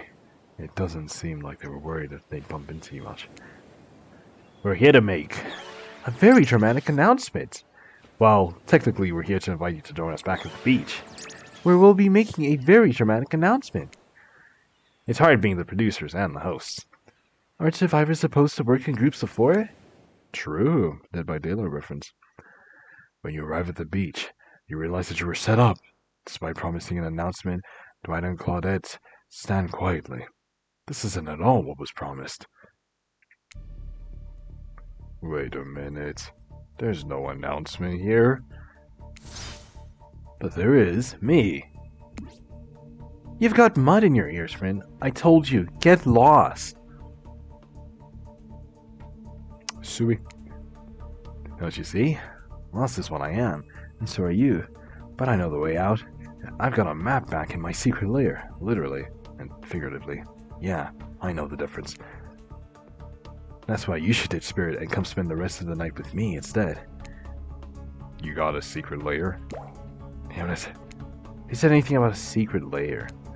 I said I've got sap in my secret hair? There's a flap on my secret chair. Now change the subject! Dude, he looks like JoJo's Bizarre Adventure face. Oh man, I got a voice that's just like, who is it? What's his name? Damn. Jotaro. Yeah, Jotaro. Don't ask me what he's talking about.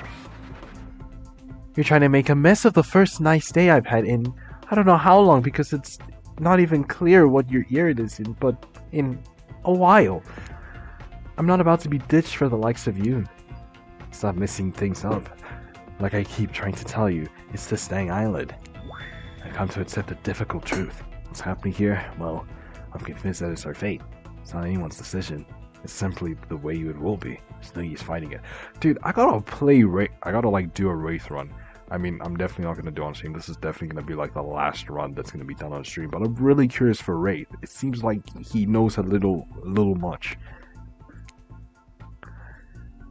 What would you even know about fighting?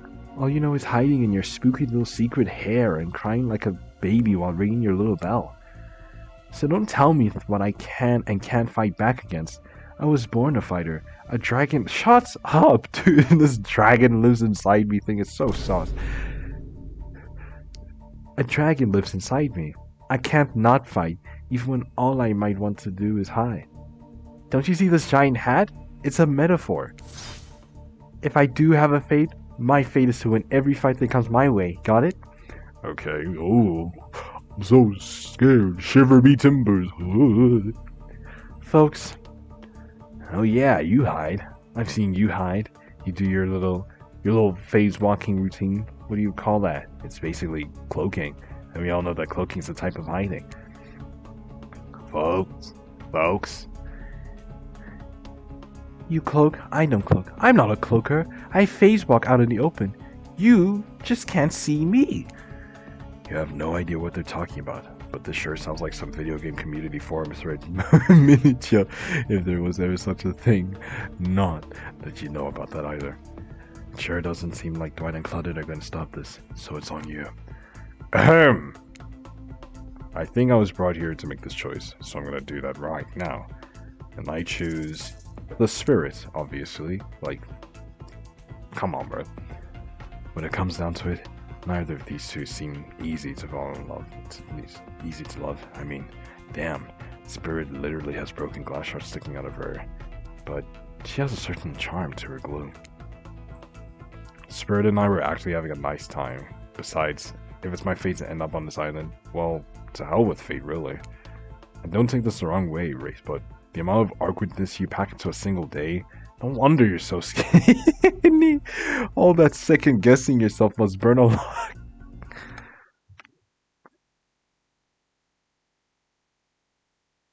Wraith, I didn't mean it. Wraith, I swear I'm not this creative. Wraith, I swear it's not true. It's not true. I'm sorry, Wraith. I'm so sorry, Wraith. No offense taken. Yeah, okay, it's true. I can be a little awkward, I guess, sometimes. Right, so I'm gonna stick with Spirit. You didn't have to do him like that, Les. Why did you have to do that? Why did you say it like that? Now he's gonna, like, bring out his Stundos kind of goddamn thing. Spirit breathes a sigh of relief. I've got enough revenging to do without having to kill you and Wraith, too. Spirit walks around the corners to show you something that she discovered in this place, and knew was meant to be connected with her journey. A cherry tree. It is a small sapling, but it's begun to sprout flowers. It doesn't make sense to see a cherry tree here in this place. It also doesn't make sense to see a ghost in a black bathing suit, so you just accept it. As Spirit steps up to the tree, a cold breeze pulls some petals off. They come cascading through the air around the both of you. Do you know the meaning of the cherry blossom? They're beautiful, but also quite symbolic. Of course, like all good symbols, their meaning is pretty complicated. What do they mean to you? For many people, Being born among cherry blossoms is like a celebration of life. People travel for great distances just to be near their vibrant beauty. However, as beautiful as they might be, they aren't magical. They're simply flowers. They quickly die and fade away. And for this reason, they're also a symbol of fleeting nature of life, our fragile mortality. In a way, it's a spectacular looming of death that calls attention to the special moment, to see and appreciate life. How does that duality make you feel, Les? Damn. Wait, what did she say? I wasn't paying attention, I'm not gonna lie. I was kind of just reading.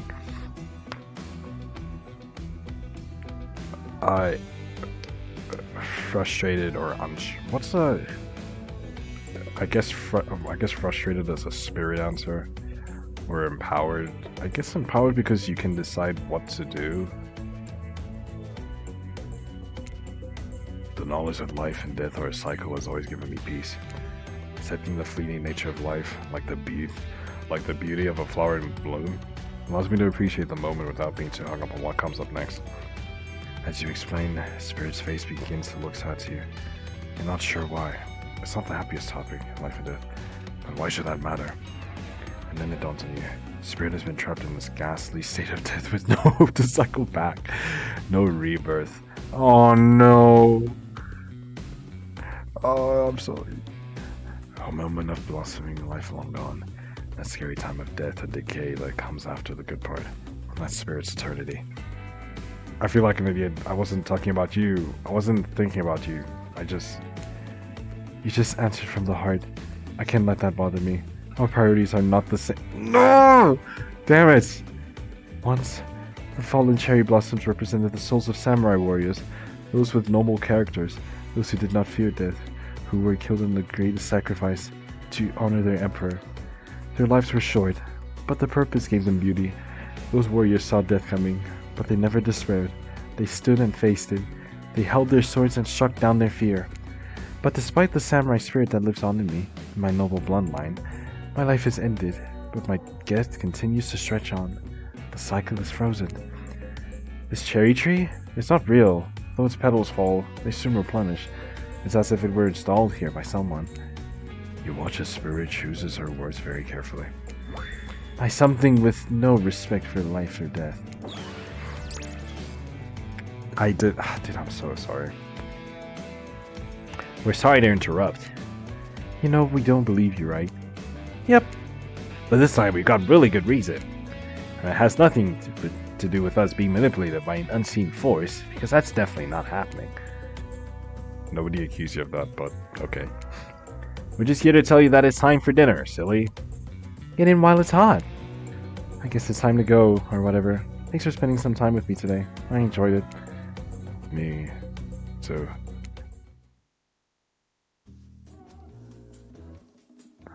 What a fun day you've been having. I can see it written all over your face. You're shining. And that's not just from the remaining anxious sweat from spending an afternoon courting a psycho killer. No, you are feeling this whole romantic experience. Don't worry, I'll keep your dirty little secrets. But enough gentle ribbing. It's time to get back to business. All the, appetizing singles have arrived for dinner, including Trickster. Wraith is here too. We're not gonna do the gag where we cram them all on the screen at the same time again, so just believe me, they're all here and they're just as sexy and as demented as you remember them. Yo, Chatman, welcome to the stream, my guy. How you doing? With your love, why can't I read? With your love on the line, everyone is being very careful not to offend you by saying the wrong thing. Congrats, by the way, on getting this far. I'm as surprised as you are that these 4 killers are falling for you. No, not because of your personality, but because you just met them yesterday. What happened last time?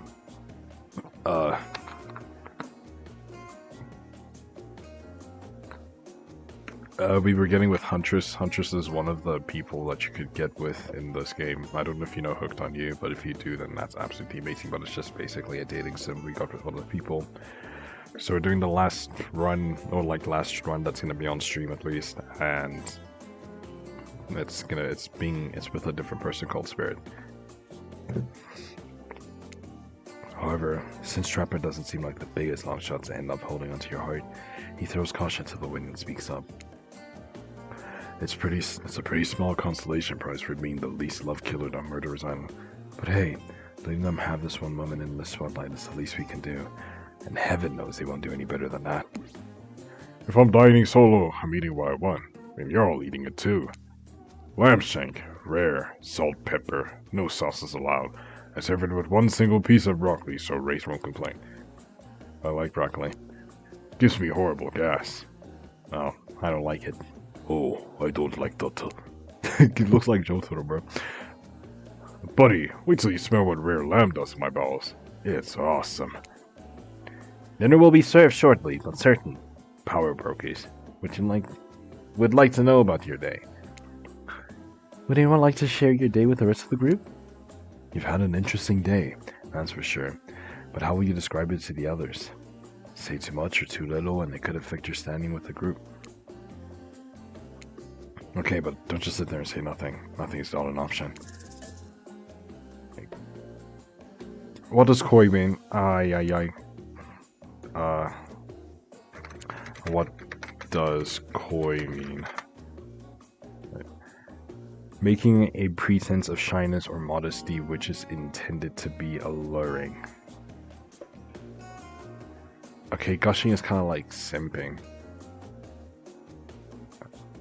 Wait, hold on. Okay, so koi is... Let's read this one more time.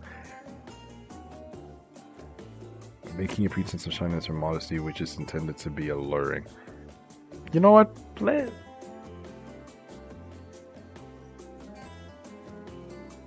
Let's be quick.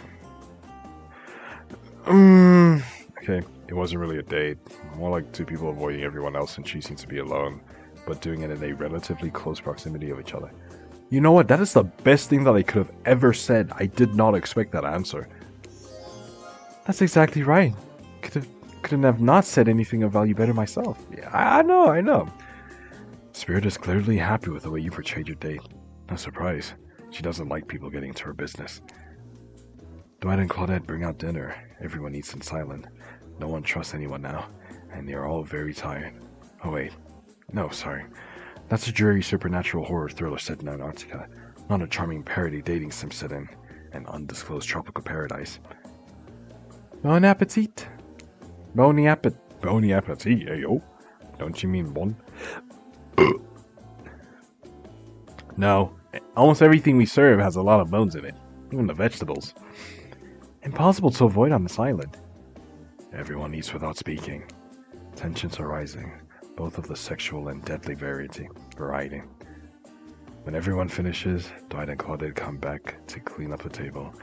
They linger around you as they pick up your plate, take your napkin, and dust crumbs off the table. So we just ate humans. Bet, we are a cannibalist. Let's go. What would you like to say to your servants? Oh, of course, thank them. Your top-notch service is much appreciated. Everyone, if you would please be so kind as to follow us to the fire pit, we'd greatly appreciate it. We've been told something big is going to happen, something that will change everything. You can go willingly or you can go unwillingly. You have no choice. Tough cookies. Do you have a choice now? Did you have a choice on how you said that, dweeb? Yes, and I immediately regret how I did. Good. Something needs to change around here. Fire's rebirth. Fire illuminates the soul. I hope this fire isn't too smoky. Smoke hurts my eyes. I have pretty sensitive eyes. I'm also horribly afraid of it. The fire, I mean, not my eyes, because of childhood trauma involving fire. And finally, everyone starts moving towards the fire pit, if only to get away from Ray's complaining. Let's go. Okay, let me just save. Yeah, should I save? Yeah, let's save. Let's do that. You take a seat on a comfortable log, feeling the fires heat up against your skin, and wait for the other killers to take their places, wondering who will want to tell a story this time. Will narrator tell a story? I bet they've got a stunningly creative mind. Hey, you think, are they allowed to simply place thoughts in my mind like this? Doesn't seem fair. Everyone makes their way in, but something unexpected happens. Nothing happens. Something almost always seems to be happening here, so nothing is probably not a great sign. Oh cool, and now everyone is looking at you. So, do something. Should I pick someone to tell a story where we could play charades? Boggle? Well, we were actually thinking, why don't you tell us a story? Wraith points his spine and skullstaff thingamajig to you. You duck out of its way. Who knows what the thing could do? Probably shoot lasers. Try not to bore us. We're just very interested in you. Don't speak for me, Huntress. Now you can't tell if it's your warmth from the fire or if it's your nerves heating up. That fire is right here. But maybe if we stop talking about it all the time, you could start to pretend it's not here and does it, starting to burn us all alive. He's not supposed to hear me. Get out of here, Wraith. I'm supposed to about to make an important decision about telling a story or not. I'm not the storytelling type. Fine, I'll tell a story.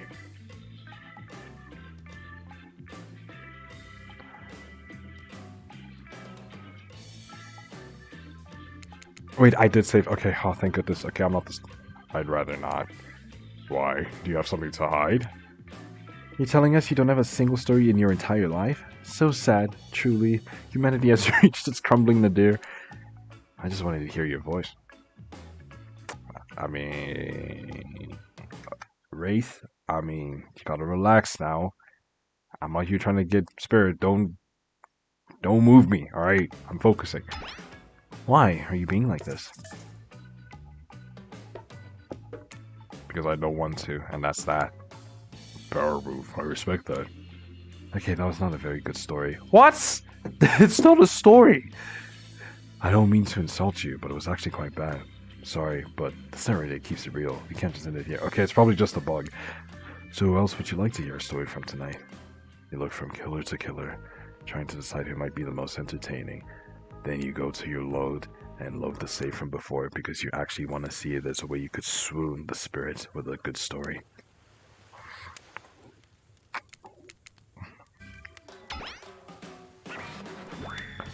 Okay, fine, I'll tell a story. I hope it's a mystery. Okay, so what type of story do you want to tell? Romance. Huntress, not Huntress. Spirit told a romance story, so let's go. I'll tell a romantic story. About two lovers who take poison together and die foaming at the mouth? God. Or about two strong hunters who meet and when they both try to bludgeon the same wily Wolverine? Not quite. It's about my... Oh, wait, I know the story. They met at a story. They could have been more different, and yet, as the night went on, they were drawn to each other. He made fun of his taste in music, and he took an interest in her major, women's study. They were married within 2 months. Bit too stewed if you could trust someone, don't you think? It's so sweet. Exactly. I learned a lot about love from them. If you know, no. Some people don't need years to get acquainted with their partner. Love could spark from a mere look across the campfire. Now you've got their attention. Each kid is furiously attempting to catch your eye from across the fire pit.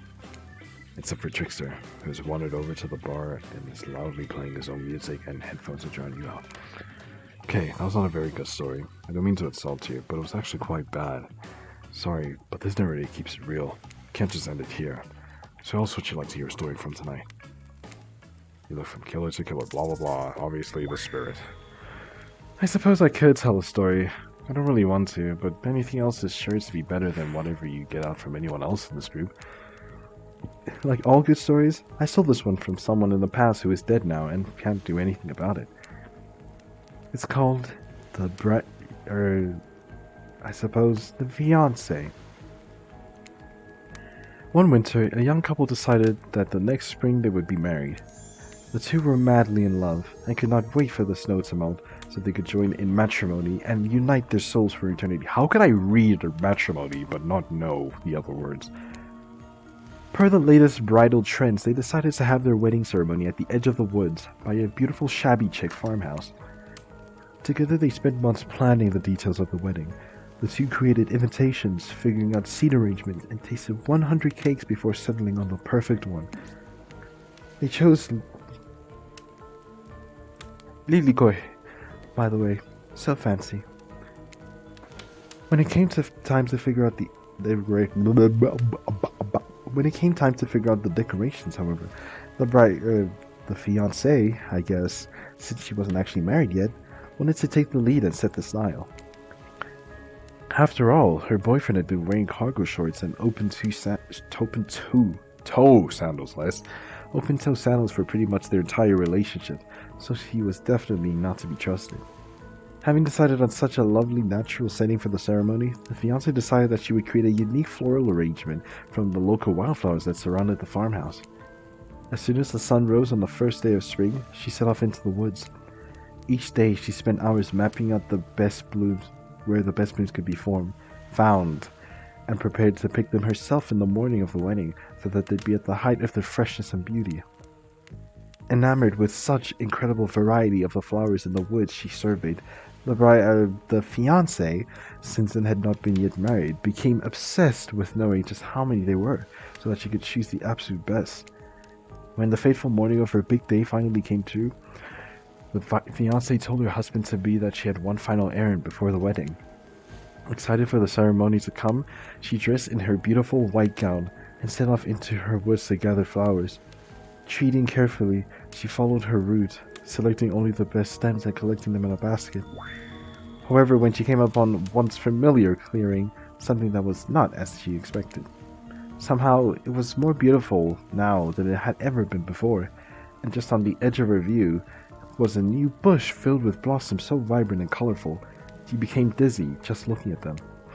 But the fiancé ignored her sudden spell and pressed ahead, scooped up her flower after flower, and every time she did, she nudged just further ahead, possibly even more beautiful blossoms. Carried by the sweet fragrance of the spring air, the fiancé crept further and further into the woods until she turned a corner, stepped over a mossy fallen tree trunk and realized she had been here before.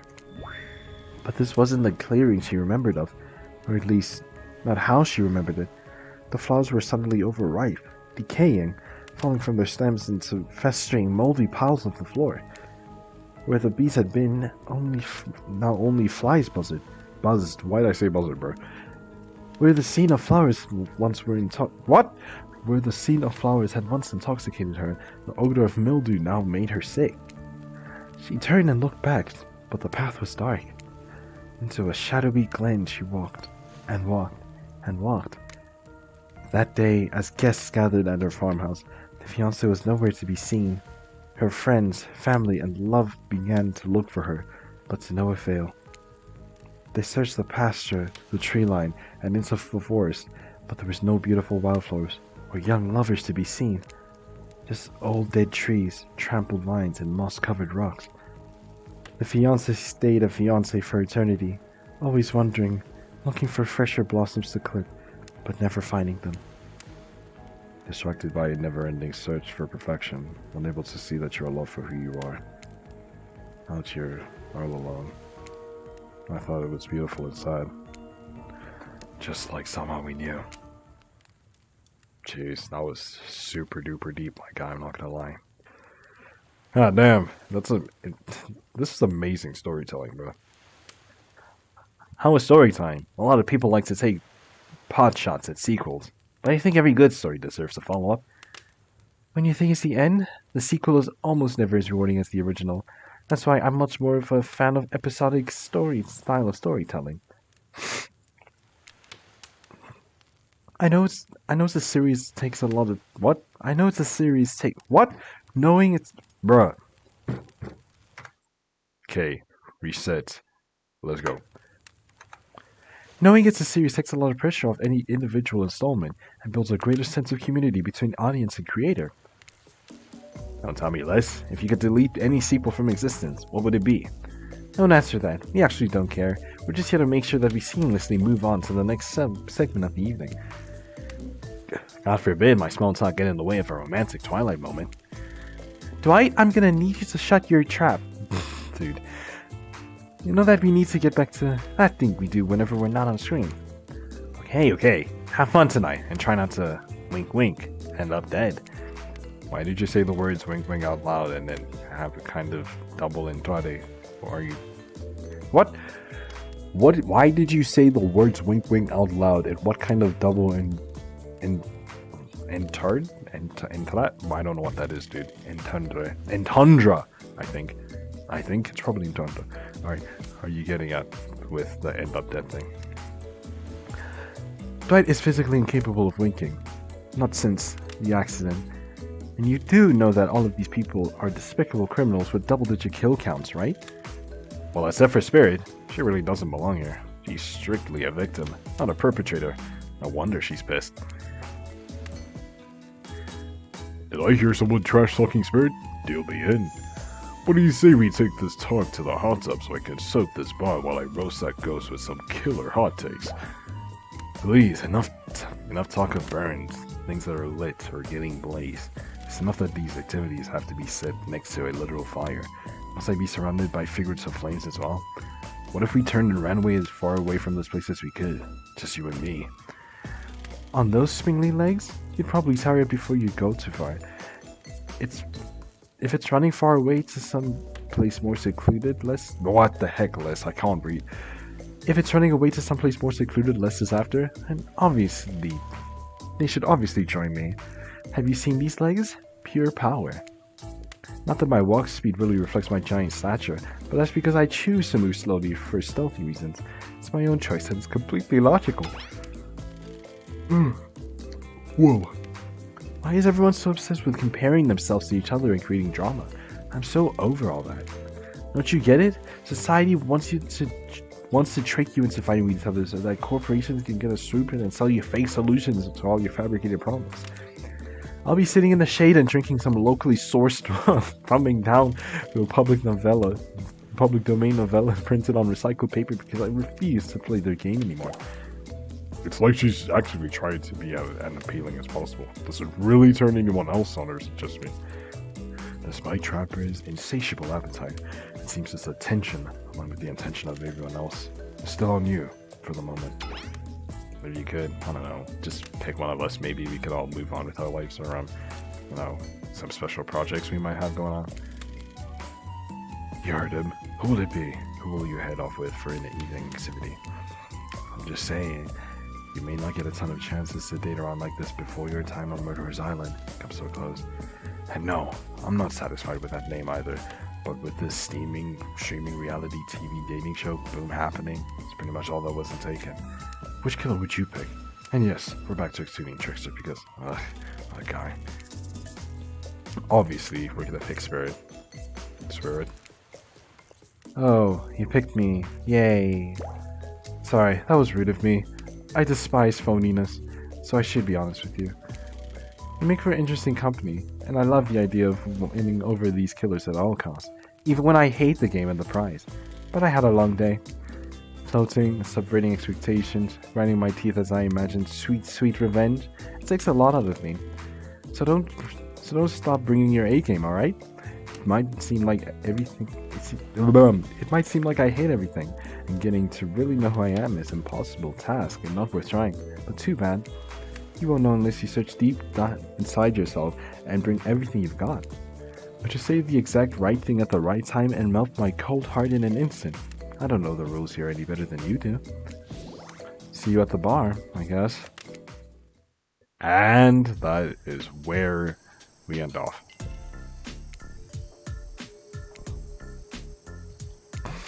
Yep. We've gotten far. Well, not far, not really. We're kind of halfway, I'm assuming. I think it's halfway. I really do think it's halfway with the run, but I have to unfortunately end the stream here. So if you have enjoyed the stream, then please do leave a like. That would be greatly appreciated if you do want to, of course. And also, if you want to check out my other videos or past streams, whatever the case may be, then please do subscribe. That would be greatly appreciated if you do want to, of course.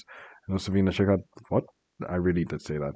Yeah, I do have a Twitter and an Instagram, by the way. I mean, I said by the way so many times, even though I've literally advertised it so much. But I do have that. Both links are not in the description. But if you do want to know, it is I'm just less _. I need followers so that I'm able to ratio not only people on Twitter, but ratio Mr. Beast, who is also a person on Twitter. That was a really poorly crafted sentence. Don't worry about that. But yeah, I mean, so far there's going to be another video coming out. It was going to be a reaction video, but it's going to be a Dead by Daylight related one. I mean, it makes sense, seeing as, you know, I'm playing Hooked on You, a Dead by Daylight dating simulator. But yeah, so far it seems like things are going great with Spirit. It seems like the end for a little Spirit and a little less action is, it's there and it's coming. And yeah, that's really all I got to say. But yeah, uh, you know what it is, guys. Peace.